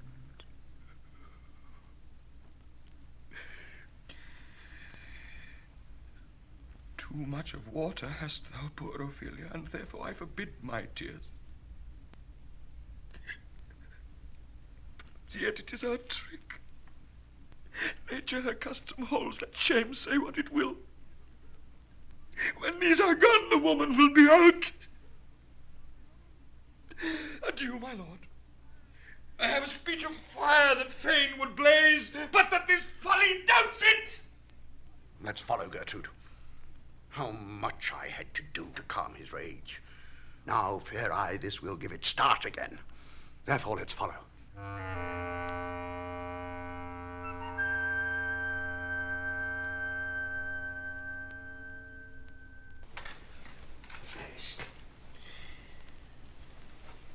Is she to be buried in Christian burial, but wilfully seeks her own salvation? I tell thee she is. Therefore make her grave straight. The crowner hath sat on her, and finds it Christian burial. How can that be? Unless she drowned herself in her own defence. Why it is found so? Oh, it must be si offendendo. Cannot be else. I realise the point. If I drown myself wittingly, it argues an act, and an act hath three branches. It is to act, to do, and to perform, Argal. She drowned herself wittingly. Nay, but here, you goodman delver. Give me leave. Now, here lies the water. Good. Here stands the man. Good. Now, if the man go to this water and drown himself, it is willy-nilly he goes, mark you that. Aye. But if the water come to him and drown him, he drowns on himself. Argal, he that is not guilty of his own death, shortens not his own life. But is this law? Right. Marriest, Crowner's quest law. Will you have the truth on't? If this had not been a gentlewoman, she should have been buried out of Christian burial. Why, there thou sayest. And the more pity that great folk should have countenance in this world to drown or hang themselves more than they're even Christian. Come, my spade. There be no ancient gentlemen, but gardeners, ditchers, and grave makers. They hold up Adam's profession. Was he a gentleman? He was the first that ever bore arms. Oh, he had none. What, art a heathen? How dost thou understand the scripture? The scripture says Adam digged. Could he dig without arms? Now, I'll put another question to thee. If thou answerest me not to the point, confess thyself. Go to. Now, what is he that builds stronger than either the mason, the shipwright, or the carpenter? The gallows maker. For that frame outlives 1,000 tenants. I like thy wit well, in good faith. The gallows does well. But how does it well? It does well to those that do ill. Now thou dost ill to say that the gallows is built stronger than the church. Argal, the gallows may do well to thee. Do it again, come. Who builds stronger than a mason, a shipwright, or a carpenter? Aye, tell me that and unyoke. Marry, now I can tell. Toot? Oh, Mass, I cannot tell. Ah, cudgel thy brains no more about it, for your dull ass will not mend his pace with beating. And when you're asked this question next, say, a grave maker. The houses that he makes last till doomsday. Oh. Go, get thee to yawn. Fetch me a stub of liquor.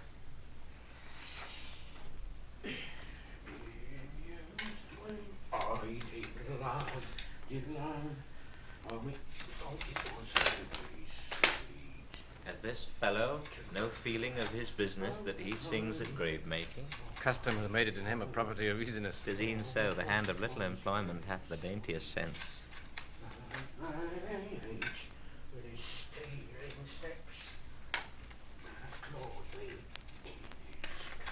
That skull had a tongue in it, and could sing once.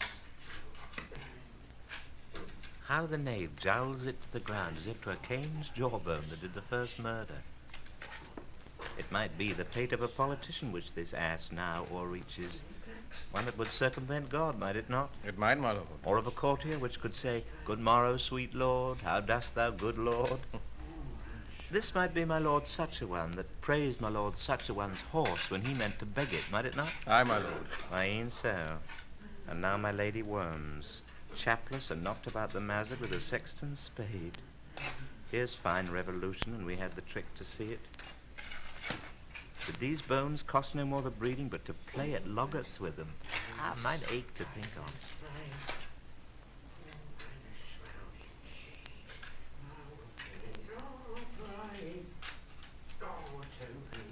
There's another. Why might not that be the skull of a lawyer? Where be his quillets now? His quillets, his cases, his tenures, and his tricks. Why does he suffer this rude knave now to knock him about the sconce with a dirty shovel and will not tell him of his action of battery? This fellow might be in his time a great buyer of land, with his statutes, his recognizances, his fines, his double vouchers, his recoveries. Is this the fine of his fines and the recovery of his recoveries, to have his fine pate full of fine dirt? But his vouchers vouch him no more of his purchases, and double ones too, than the length and breadth of a pair of indentures? The very conveyances of his lands will hardly lie in this box.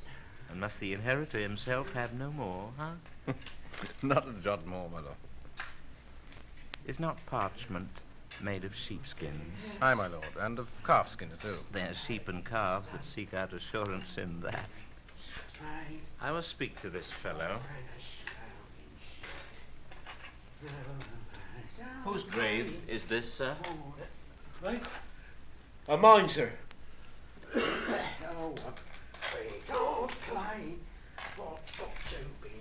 I think it be thine, indeed, for thou liest in it. You lie out on, sir. Therefore it is not yours. For my part, I do not lie in it. Yet it is mine. Let us lie in it to be in it, and say it is thine. 'Tis for the dead, not for the quick. Therefore thou liest. 'Tis a quick lie, sir. Twill away again, from me to you. What man dost thou dig for? For no man, sir. What woman, then? For none neither. Who is to be buried in it? One that was a woman, sir, but rest her soul, she's dead. How absolute the knave is. We must speak by the card, or equivocation will undo us. By the Lord, Horatio, this 3 years I've taken note of it, the age has grown so picked that the toe of the peasant comes so near the heel of our courtier, he galls his kibe. How long hast thou been a grave maker? Oh, of all the days in the year, I came to it that day that our last King Hamlet came Fortinbras. How long is that since? Cannot you tell that? Oh, every fool could tell that. 'Twas the very day young Hamlet was born. Eh? He that is mad and sent into England. I marry. Why was he sent into England? Why? Because he was mad. He shall recover his wits there, or if he do not, 'tis no great matter there. Why? 'Twill not be seen in him there. There the men are as mad as he. How came he mad? Very strangely, they say. How strangely? Faith, e'en with losing his wits. Upon what ground? Why, here in Denmark. I've been sexton here, man and boy, 30 years. How long will a man lie i' the earth ere he rot? Be faith, if he be not rotten before he dies. As we have many pocky courses nowadays as will scarce hold the lane in, or last you some 8 year or 9 year. A tanner will last you 9 year. Why he, more than another? Why, sir? He's hardly so tan with his trade. I will keep up water a great while, and your water is a sore decayer of your horse and dead body. Here's a skull now.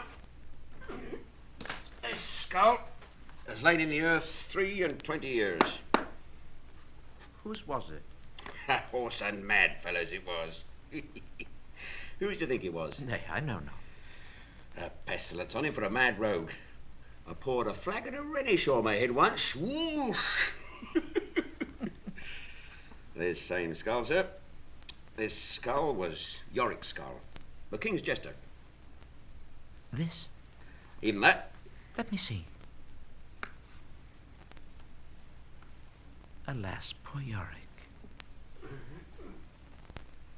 I knew him, Horatio. A fellow of infinite jest, of most excellent fancy. He hath borne me on his back 1,000 times.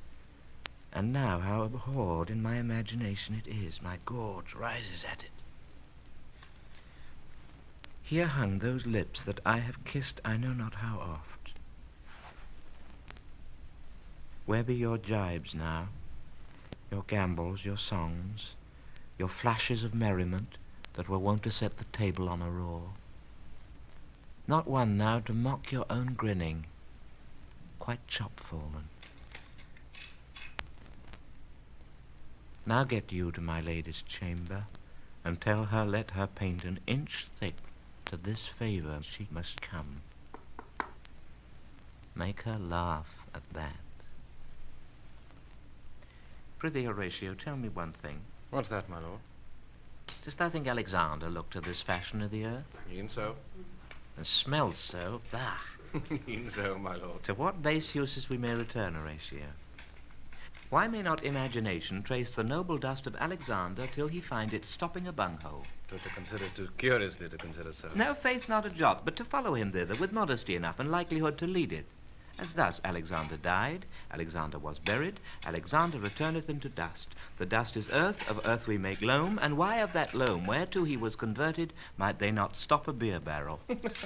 Imperial Caesar, dead and turned to clay, might stop a hole to keep the wind away. Oh, that that earth which kept the world in awe should patch a wall to expel the winter's flaw. But soft aside. Here comes the king, the queen, the courtiers. Who is it that they follow, and with such maimed rites? This doth betoken the course they followed it with desperate hand fordo its own life. 'Twas of some estate. Couch we a while, and mark.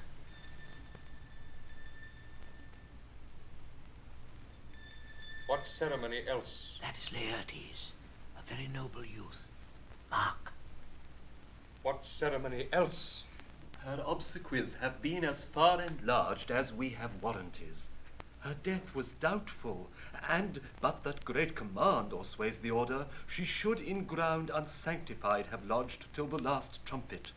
For charitable prayer, shards, flints, and pebbles should be thrown on her.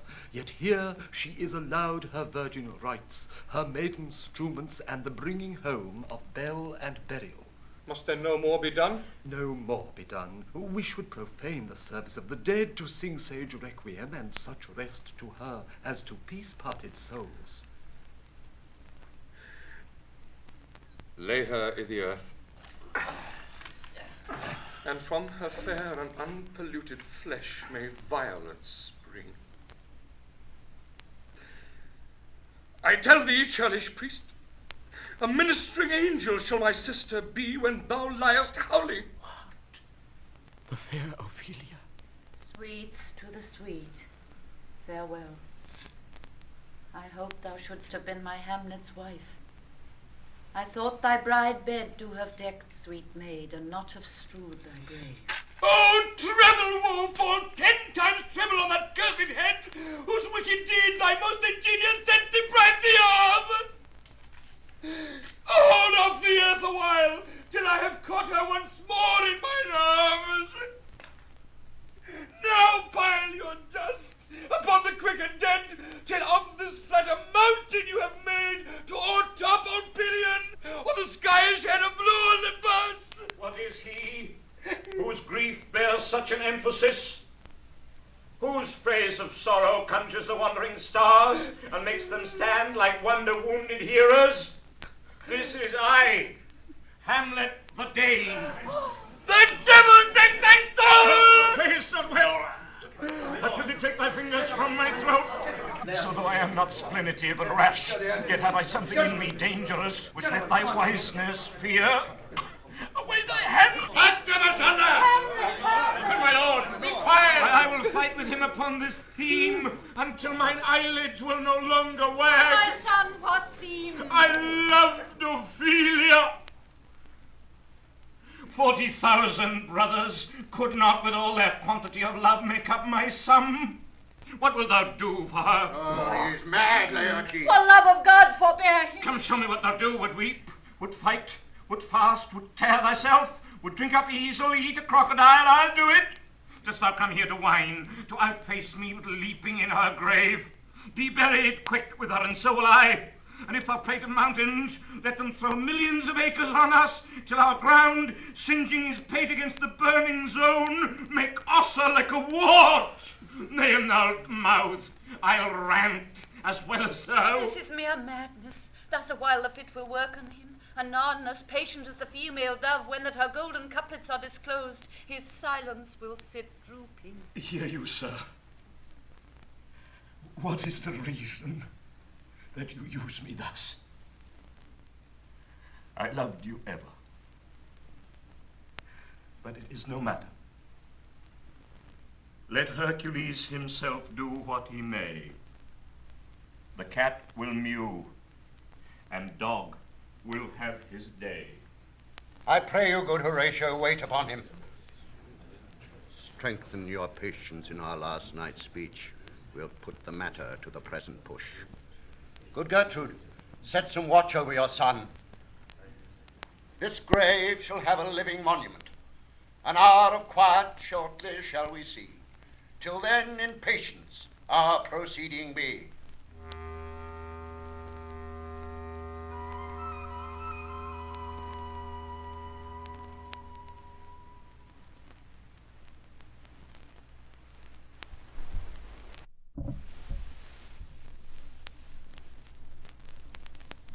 So much for this, sir. Now shall you see the other. You do remember all the circumstance? Remember it, my lord. So in my heart there was a kind of fighting that would not let me sleep. Methought I lay worse than the mutins in the bilboes. Rashly, and praise be rashness for it, let us know our indiscretion sometimes serves us well when our deep plots do pall. And that should teach us there's a divinity that shapes our ends, rough hew them how we will. This is most certain. Up from my cabin, my sea gown scarfed about me in the dark, groped I to find out them, had my desire, fingered their packet, and in fine withdrew to mine own room again, making so bold, my fears forgetting manners, to unseal their grand commission, where I found, Horatio, O royal knavery, an exact command larded with many several sorts of reasons, importing Denmark's health, and England's too, with, oh, such bugs and goblins in my life that on the supervise, no leisure bated, no not to stay the grinding of the axe, my head should be struck off. Is possible. Here's the commission. Read it at more leisure. But wilt thou hear me how I did proceed? I beseech you. Being thus benetted round with villains, ere I could make a prologue to my brains, they had begun the play. I sat me down, devised a new commission, wrote it fair. I once did hold it as our statists do, a baseness to write fair, and laboured much how to forget that learning. But, sir, now it did me yeoman's service. Wilt thou know the effects of what I wrote? Aye, good my lord. An earnest conjuration from the king. As England was his faithful tributary, as love between them as the palm should flourish, as peace should still her wheaten garland wear, and stand a comma tween their amities, and many such like as is of great charge, that on the view and know of these contents, without debatement further, more or less, he should the bearers put to sudden death. Not shriving time allowed. How was this sealed? Why, even in that was heaven ordinate. I had my father's signet in my purse, which was the model of that Danish seal, folded the writ up in the form of the other, subscribed it, gave the impression, placed it safely, the changeling never known. Now the next day was our sea fight, and what to this was sequent thou knowest already. So Guildenstern and Rosencrantz go too? Aye, man, they did make love to this employment. They are not near my conscience. Their defeat does by their own insinuation grow. 'Tis dangerous when the baser nature comes between the pass and fell insensate points of mighty opposites. Why, what a king is this? Does it not, thinks thee, stand me now upon? He that hath killed my king and whored my mother, popped in between the election and my hopes, thrown out his angle for my proper life, and with such cousinage is not perfect conscience to quit him with this arm, and is not to be damned to let this canker of our nature come in further evil? It must be shortly known to him from England. What is the issue of the business there? It will be short. The interim's mine, and a man's life's no more than to say one. But I am very sorry, good Horatio, that to Laertes I forgot myself. For by the image of my cause I see the portraiture of his. I'll court his favours. But sure the bravery of his grief did put me into a towering passion. Peace, who comes here? Your lordship is right welcome back to Denmark. I humbly thank you, sir. Dost know this waterfly? Oh, my good lord. My state is the more gracious, for 'tis a vice to know him. He hath much land and fertile. Let a beast be lord of beasts, and his crib shall stand at the king's mess. 'Tis a chuff, but as I say, spacious in the possession of dirt. Sweet lord, if your friendship were at leisure, I should impart a thing to you from his majesty. I will receive it with all diligence of spirit. Put your bonnet to its right use. 'Tis for the head. I thank your lordship. It is very hot. No, believe me, it's very cold. The wind is northerly. It is indifferent cold, my lord, indeed. Methinks it's very sultry and hot for my complexion. Exceedingly, my lord. It is very sultry, as 'twere. I cannot tell how. But, my lord, his majesty bade me signify to you that he has laid a great wager on your head. Sir, this is the matter. I beseech you, remember. Nay, in good faith, for mine ease in good faith. Sir, here is newly come to court Laertes, believe me, an absolute gentleman, full of most excellent differences, of very soft society, and great showing. Indeed, to speak feelingly of him, he is the card or calendar of gentry, for you shall find in him the continent of what part a gentleman would see. Sir, his definement suffers no perdition in you, though I know to divide him inventorially would dizzy the arithmetic of memory, and yet but yaw neither in respect of his quick sale, but in the verity of extolment.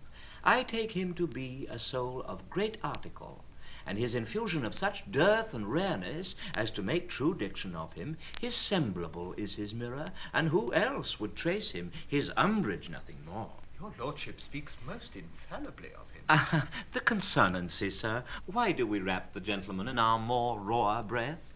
Sir? It's not possible to understand in another tongue. You'll toot, sir, really. What imports the nomination of this gentleman? Of, Laertes? His purse is empty already. All's golden words are spent.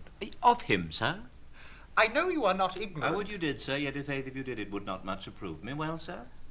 You are not ignorant of what excellence Laertes is. I dare not confess that, lest I should compare with him in excellence. But to know a man well were to know himself. I mean, sir, for his weapon. But in the imputation laid on him by them in his mead, he's unfellowed. What's his weapon? Rapier and dagger. That's two of his weapons, but well. The king, sir, has wagered with him 6 Barbary horses, against the which he imponed, as I take it, 6 French rapiers and poniards, with their assigns as girdle hangers or so. 3 of the carriages, in faith, are very dear to fancy, very responsive to the hilts, most delicate carriages, and of very liberal conceit. What call you the carriages? I knew you must be edified by the margent ere you had done. The carriages, sir, are the hangers. The phrase would be more germane to the matter if we could carry cannon by our sides. I would it might be hangers till then. But on, 6 Barbary horses against 6 French swords, their assigns and 3 liberal conceited carriages. That's the French bet against the Danish. Why is this imponed, as you call it? The king, sir, hath laid that in a dozen passes between yourself and him, he shall not exceed you 3 hits. He hath laid on 12 for 9. And it would come to immediate trial if your lordship would vouchsafe the answer. How if I answer no? I mean, my lord, the opposition of your person in trial. Sir, I will walk here in the hall. If it please his majesty, it is the breathing time of day with me. Let the foils be brought, the gentleman willing, and the king hold his purpose. I will win for him, if I can. If not, I will gain nothing but my shame and the odd hits. Shall I re-deliver you in so? To this effect, sir, after what flourish your nature will. I commend my duty to your lordship. Yours, yours. He does well to commend it himself. There are no tongues else for his turn. His lapwing runs away with a shell on his head. He did comply with his dug before he sucked it. Thus is he and many more of the same bevy that I know the drossy age dotes on, only got the tune of the time, and out of a habit of encounter, a kind of yesty collection which carries them through and through the most fanned and winnowed opinions, and do but blow them to their trials. The bubbles are out. My lord, His Majesty commended him to you by young Osric, who brings back to him that you attend him in the hall. He sends to know if your pleasure hold to play with Laertes, or that you will take longer time. I am constant to my purposes. They follow the king's pleasure. If his fitness speaks, mine is ready, now or whensoever, provided I be so able as now. The king and queen and all are coming down. In happy time. The queen desires you to use some gentle entertainment, Laertes, before you fall to play. She well instructs me. My lord. You will lose this wager, my lord. I do not think so. Since he went into France, I've been in continual practice. I shall win at the odds. But thou wouldst not think how ill all's here about my heart. But 'tis no matter. Nay, good my lord. It is but foolery. But is such a kind of gain giving as would perhaps trouble a woman? If your mind dislike anything, obey. I will forestall the repair hither and say you are not fit. Not a whit. We defy augury. There is special providence in the fall of a sparrow. If it be now, 'tis not to come. If it be not to come, it will be now. If it be not now, yet it will come. The readiness is all. Since no man has aught of what he leaves, what is to leave betimes? Let be.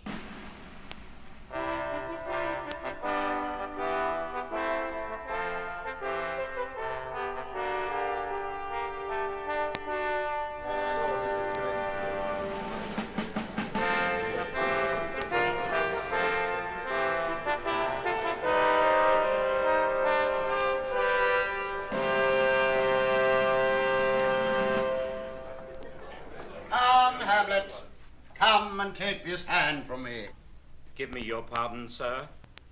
I've done you wrong, but pardoned, as you are a gentleman. This presence knows, and you must needs have heard, how I am punished with a sore distraction. What I have done that might your nature, honor, and exception roughly awake, I here proclaim was madness. Was Hamlet wrong Laertes? Never Hamlet. If Hamlet from himself be ta'en away, and when he's not himself does wrong Laertes, then Hamlet does it not. Hamlet denies it. Who does it then? His madness. If it be so, Hamlet is of the faction that is wronged. His madness is poor Hamlet's enemy. Sir, in this audience, let my disclaiming from a purposed evil free me so far in your most generous thoughts that I have shot mine arrow o'er the house and hurt my brother. I am satisfied in nature, whose motive in this case should stir me most to my revenge.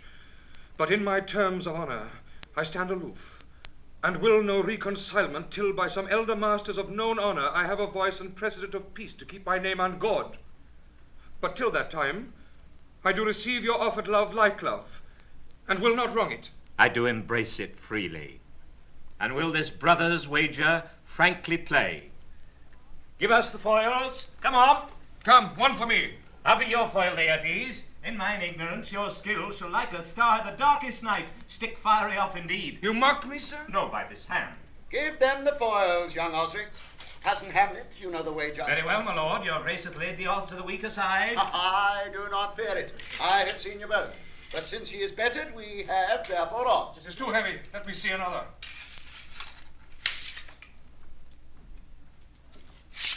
This likes me well. These foils have all the length. Aye, my good lord. Set me the stoups of wine upon that table. If Hamlet give the first or second hit, or quit in answer of the third exchange, let all the battlements their ordnance fire. The king shall drink to Hamlet's better breath, and in the cup a union shall he throw, richer than that which 4 successive kings in Denmark's crown have worn.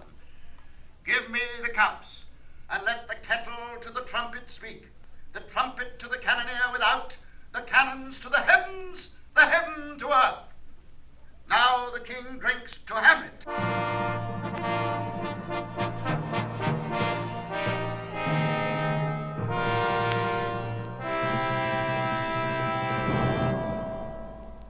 Come, begin. And you, the judges, bear a wary eye. Come on, sir. Come, my lord.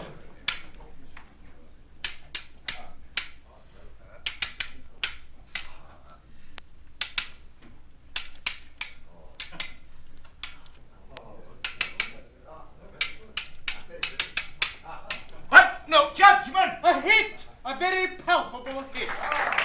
Well, again. Stay. Give me drink. Hamlet, this pearl is thine. Here's to thy health.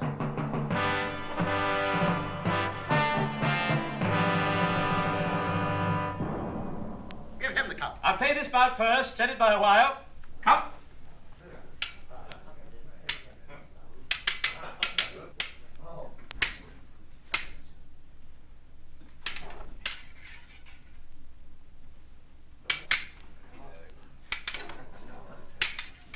Another hit, what say you? A touch, I do confess. Our son shall win. He's fat and scant of breath. Here, Hamlet, take my napkin, rub thy brows. The queen carouses to thy fortune, Hamlet. Good, madam. God, you do not drink. I will, my lord, I pray you, pardon me. It is the poison cup. It is too late. I dare not drink yet, madam, by and by. Come, let me wipe thy face. My lord, I'll hit him now. I do not think it. And yet it is almost against my conscience. Come for the third, Laertes. You do but dally. I pray you pass with your best violence. I'm afraid you may go wanton of me. Say you so? Come on.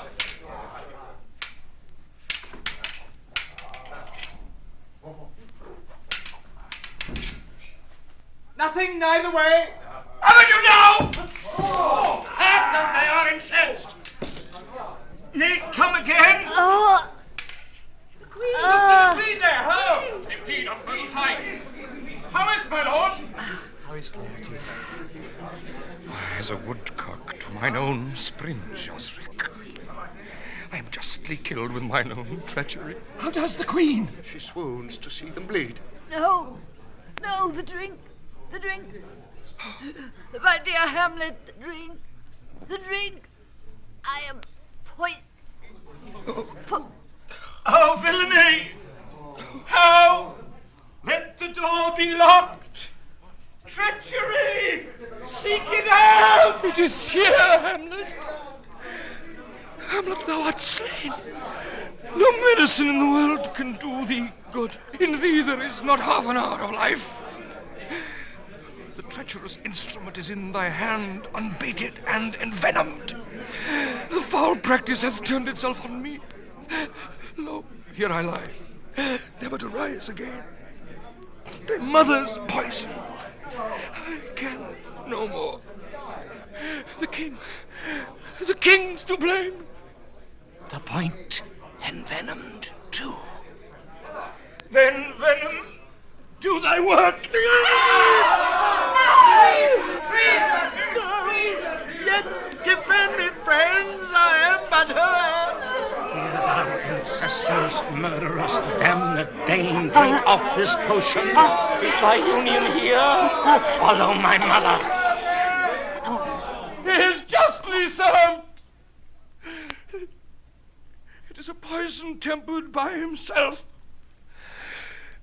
Exchange forgiveness with me, noble Hamlet. Mine and my father's death come not upon thee, nor thine on me. Heaven make thee free of it. I follow thee. I am dead, Horatio. Wretched queen, adieu. You that look pale and tremble at this chance, that are but mutes or audience to this act, had I but time, as this fell sergeant Death is strict in his arrest, oh, I could tell you. But let it be. Horatio, I am dead, thou livest. Report me and my cause aright to the unsatisfied. Never believe it. I'm more an antique Roman than a Dane. Here's yet some liquor left. Yes, that a man, give me the cup. Let go, by heaven, I'll have it. Oh, good Horatio, what a wounded name things standing thus unknown shall live behind me.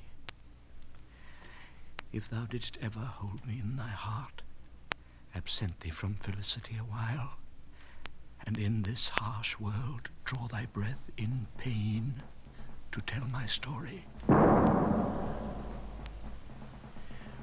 What warlike noise is this?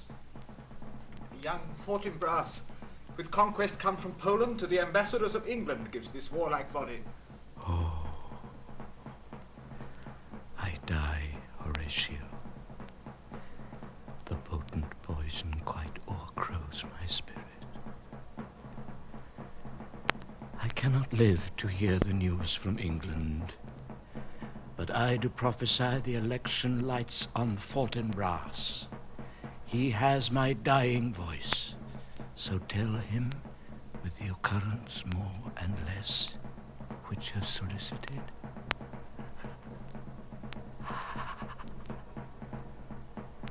The rest is silence.